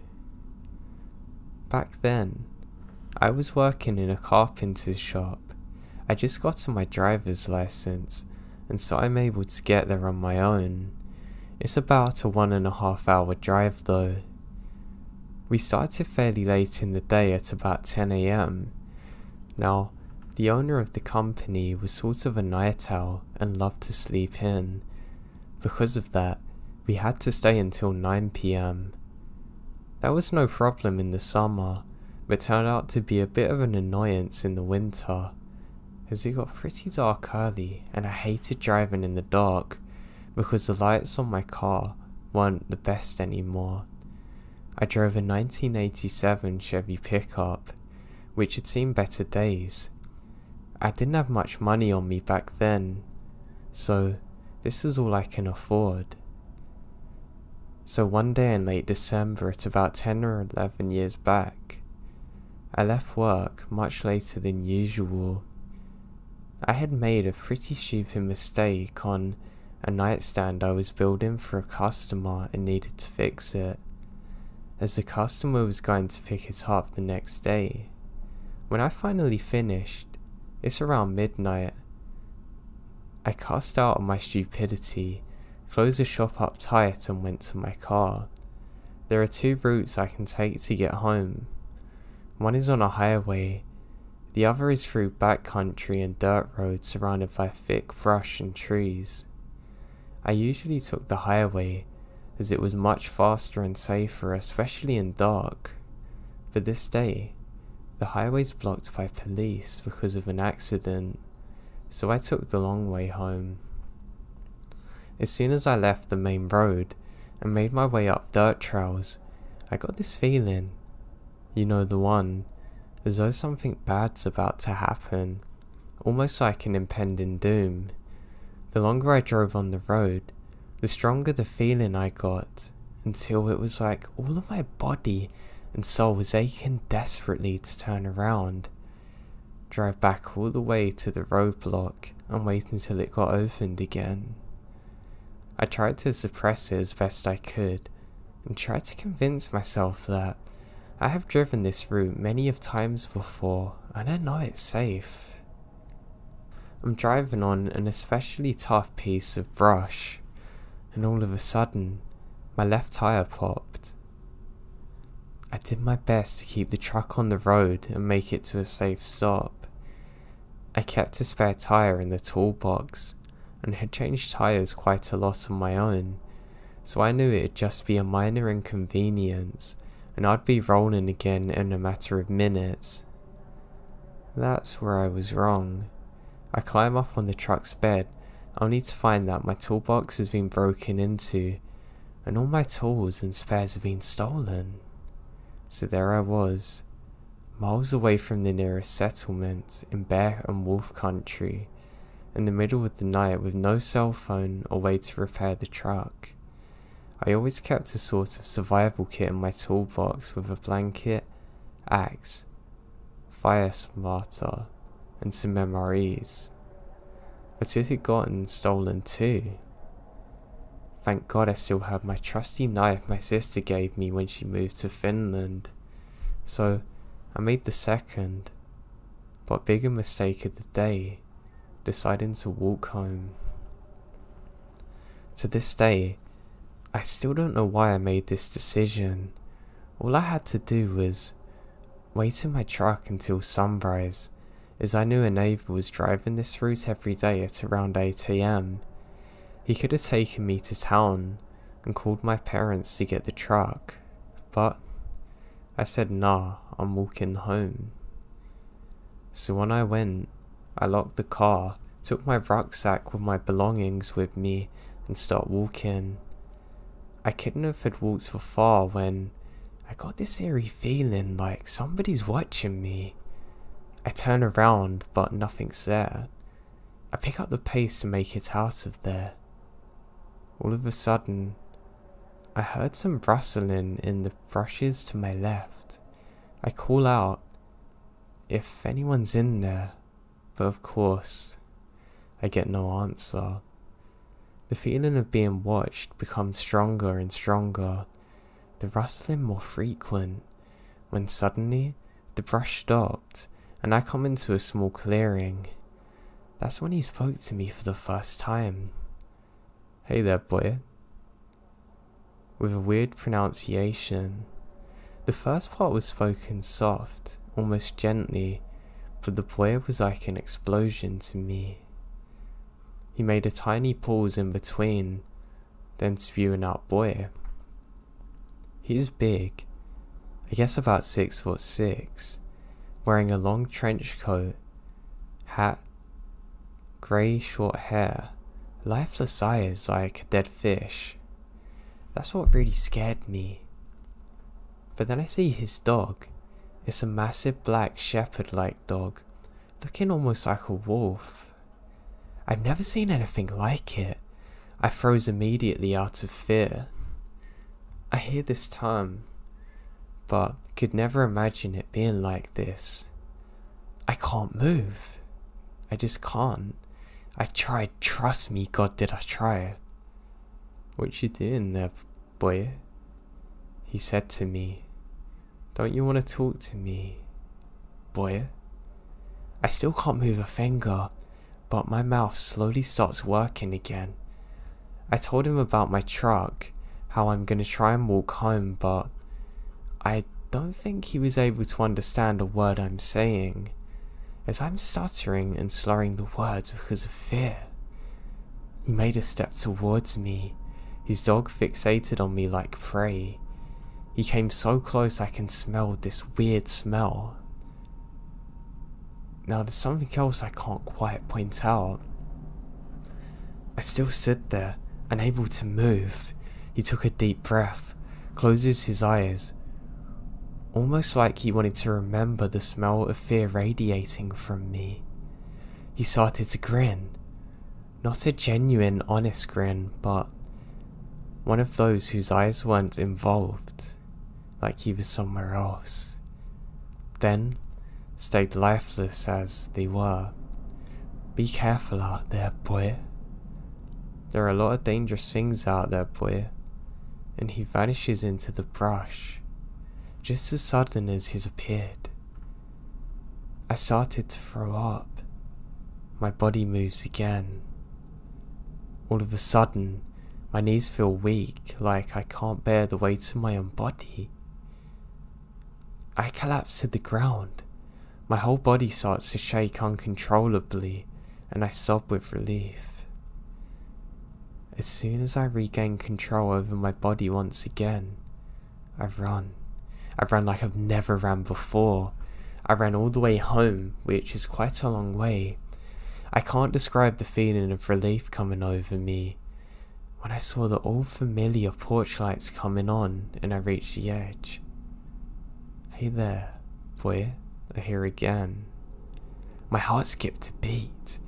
I scream in sheer terror, and I knew that this is going to be the end of my life.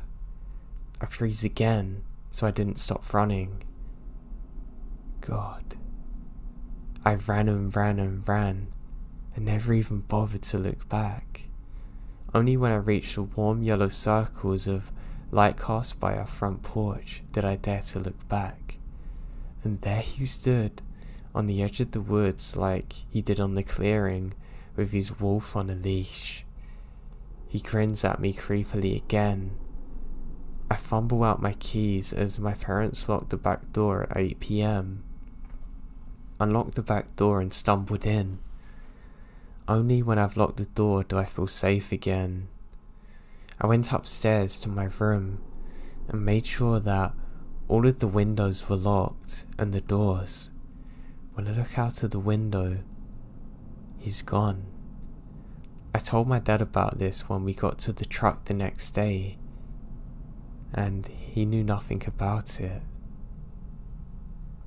I've never been in graver danger than that. The sheer size of him was scary enough. I'm just thankful that I got out in one piece.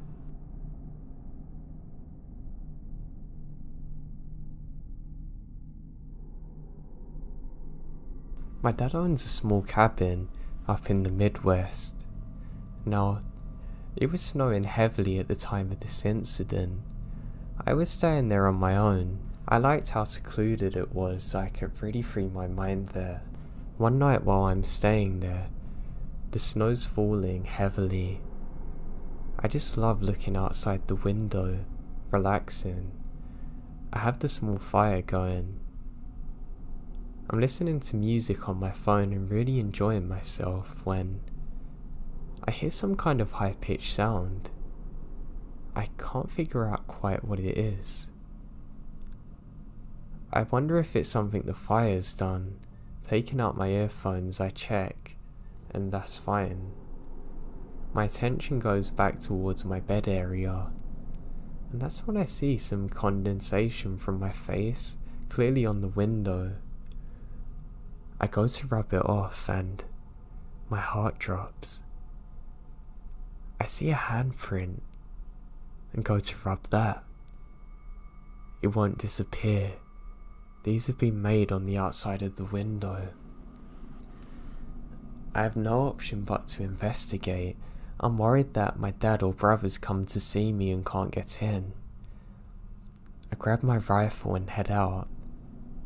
I can see footprints leading up to the window. I call out Dad and Jerry, my brother. I get no reply. I decide to follow them. Why on earth would they be up here without telling me, I think to myself. I follow the tracks a little further when suddenly, they stop. And the ones I'm following are clear as day.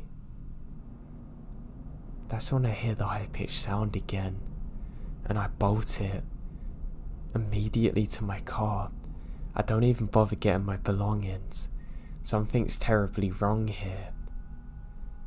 I drive all the way home during the night time and only tell my dad the following morning.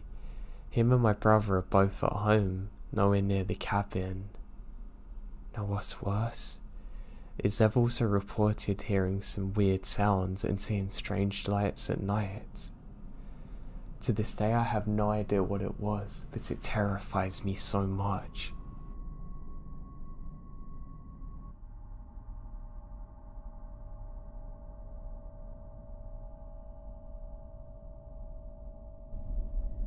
If you're interested in what I look like in real life, then make sure you check out my Instagram at Joe the Insomniac. I live in a suburban part of a small rural town in eastern Missouri, in a pretty quiet neighborhood. We've had one crime here in the past 3 years, and it was me who committed it, a jaywalker. Comprised mostly of elderly women and single mothers. We own 4 vehicles: my car, my mum's van, my stepdad's car, and my mum's old truck that's illegal to drive now. So I was home alone, about a week after my graduation, while my stepdad's at work. My mum was talking to my youngest brothers, and they had to go to the doctor's office, so they left. And my 2 middle brothers were at their friend's house, so I was lounging on the couch in my fuzzy robe and underwear playing Fallout. Good game. My stepdad is a professional chef and does 80% of our cooking at home. I have terrible anxiety and an addiction to investigation discovery. So whenever I'm home alone, I keep the longest, sharpest knife on myself or within an arm's reach at all time. It may have saved my life, or something. This is confusing. There's a knock at the door, and it's not too suspicious. We frequently get solicitors and Mormons in the neighborhood, so I wasn't worried. Being a cautious person, I peek out through the curtains just a bit to see who it was. I'd seen this guy around the neighborhood before, walking around, and I don't feel threatened by him. Since, if it got physical, I had at least 5 inches on him, and a knife. Anyway, I want to open the door, and I do so, figuring that at worst, I can politely turn him away, tell him I wasn't interested and go on with my life. At best, well, not gonna lie, he's cute in a generic way.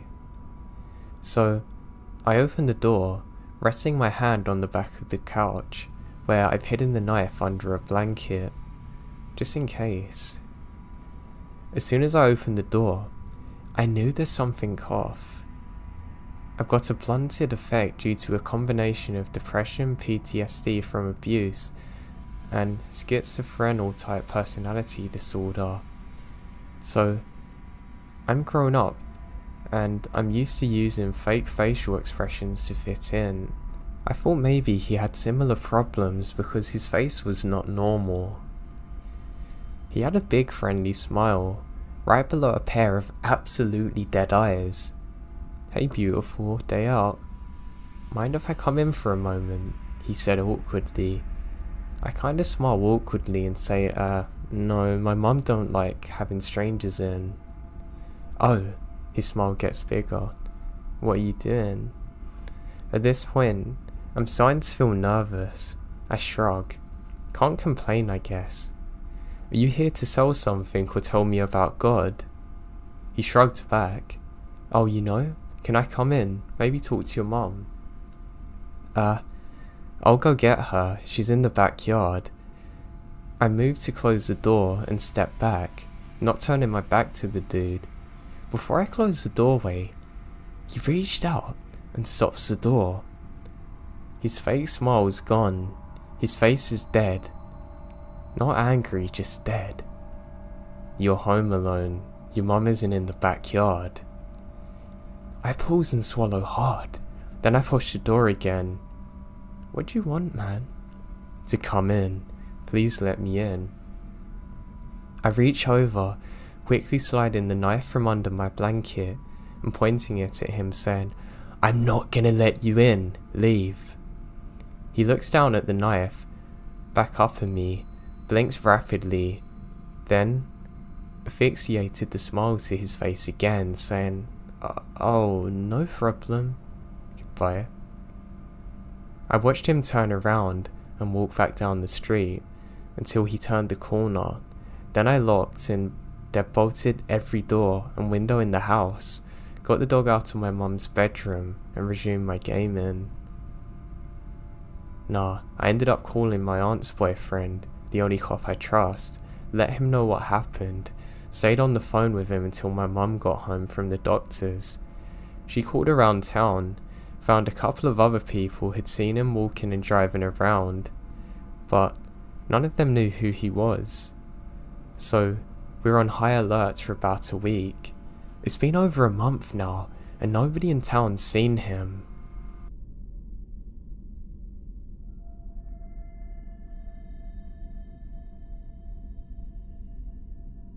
This old memory of mine, I've been talking about a lot because of the recent news of the Delefi murders.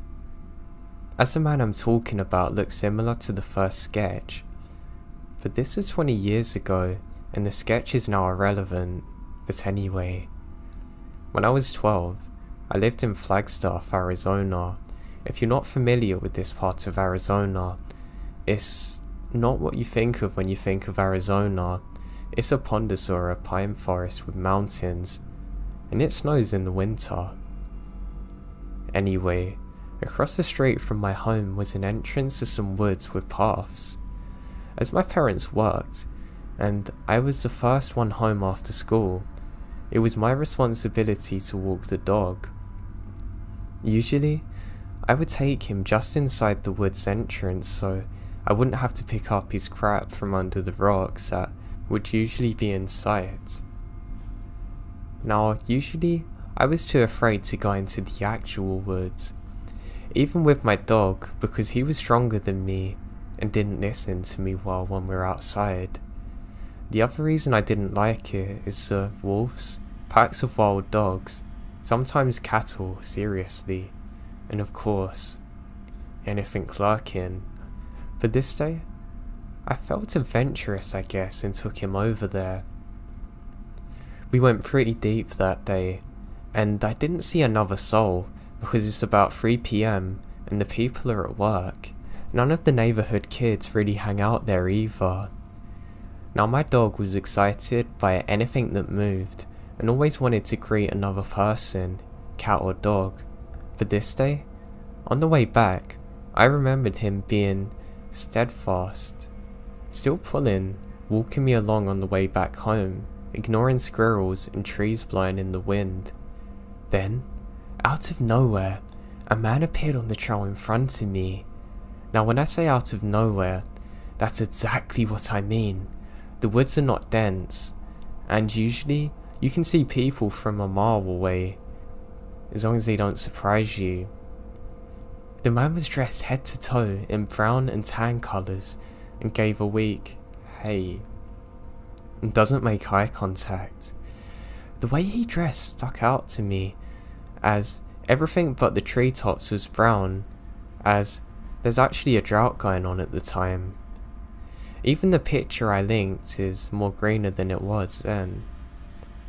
As he passed me, I took a few more steps and turned around because he made uneasy and steady pace behind me, but he was gone. I could see probably 50 feet of the trail behind me. There's no reason I shouldn't be able to see him still. My kid brain starts going, maybe it's a ghost. No, he must be hiding. There's no way I wouldn't be able to see him immediately after passing each other. Maybe he was hiding in front of me, before he came out of nowhere. Maybe that's why he's got all brown on, trying to blend in. The dog didn't want to greet him anyway. It didn't make sense. It didn't take long for my dog and I to take off running all the way home. Thank God I had my goofy dog on me, because he was pretty aloft, but also protective. For all I know, maybe the disappearing woodsman watched me take my dog out every day, saw me wander in that day. I know I let my dog crap in the yard a few weeks afterwards. The reason it was so weird is that he was pretty much in perfect camouflage, and he had no dog on him or reason to be out there. I'm not sure exactly who it was. It definitely wasn't a hunter either, because hunting's illegal, and that's what creeps me out. Why on earth would anyone be in camouflage in the woods where hunting's illegal?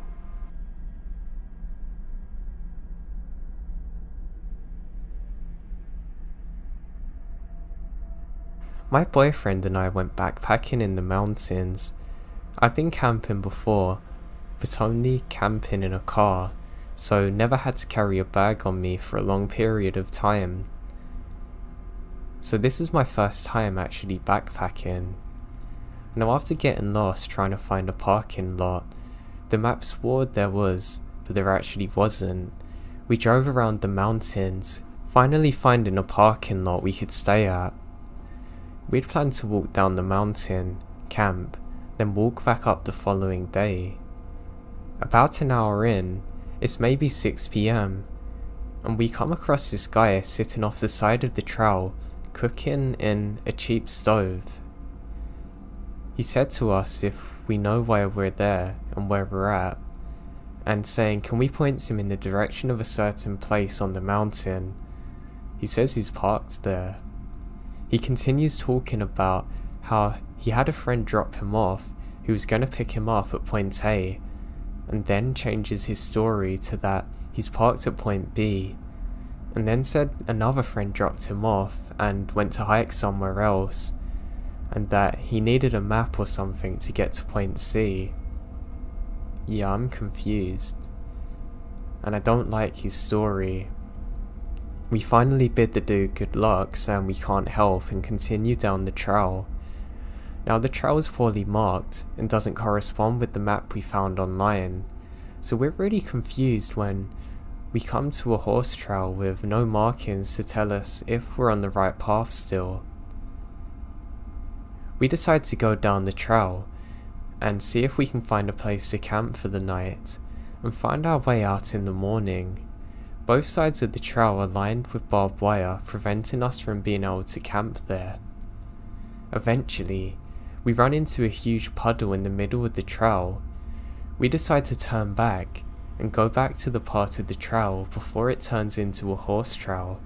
That way, we can camp there for the night, because it's really dark and we're tired. About 20 feet behind us, we see the man from earlier. He talks to us again, and through conversation, we learned he had heavy narcotics, including fentanyl, and another one I don't remember the name of. By this time, there's so many red flags, so we took off, deciding to go back to the car and just drive home now. We live 4 hours away, and we're about 6 miles from the car, so we take off up the trail as fast as we can go. I got severely dehydrated on the way and was struggling. I have lots of water, but it's very hot out, and we're practically running up the mountain now. Eventually, I start hallucinating, thinking I'm vomiting blood, which is red Gatorade, or there was blood coming from my shoes, which is sweat, and there may or may not have been a bear somewhere nearby, but I could have hallucinated it also. We ended up doing the full 6 miles up the mountain in only 2 hours. We reached a parking lot, and that's when I gave up. I decided to wait on a branch while my boyfriend got in the car. The parking lot was curved, so we're out of sight from each other. But he finally came back down to me with the car and helped me in. We found a gas station and slept for a little while before heading home. As we're driving out the park, we see a warning sign saying there may be an escaped convict in the area.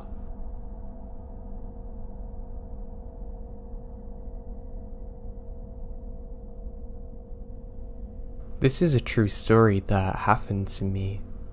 Back in the 80s, I was a camper at this place in the Adirondacks, a 6 million acre state park in upstate New York. All camps have their own customs, and I'm not sure if this occurred elsewhere, but if sitting around a campfire and smoke was blowing in your face, we would utter the phrase, "I hate white rabbits," and I swear this worked. The smoke would immediately move towards another direction.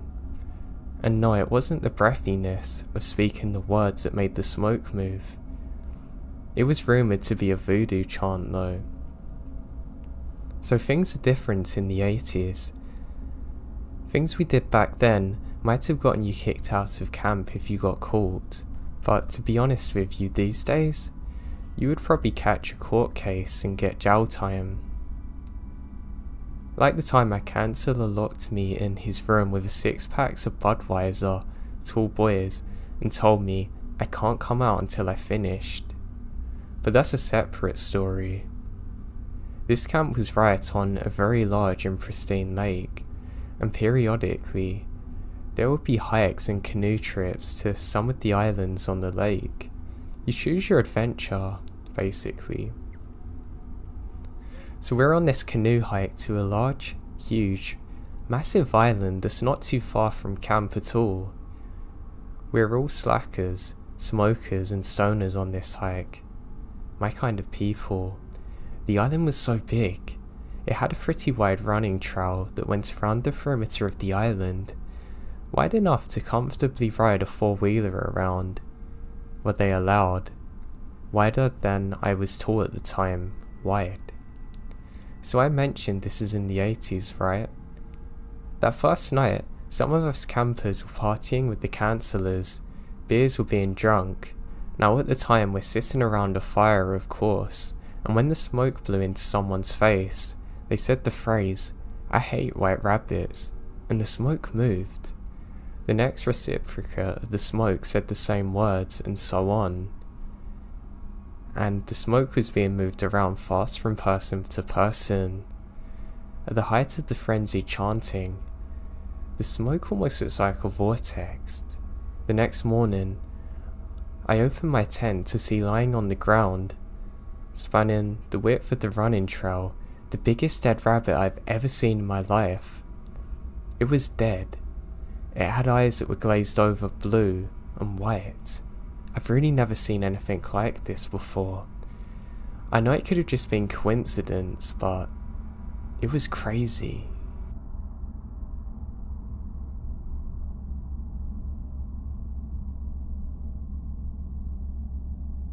This happened a couple of years ago.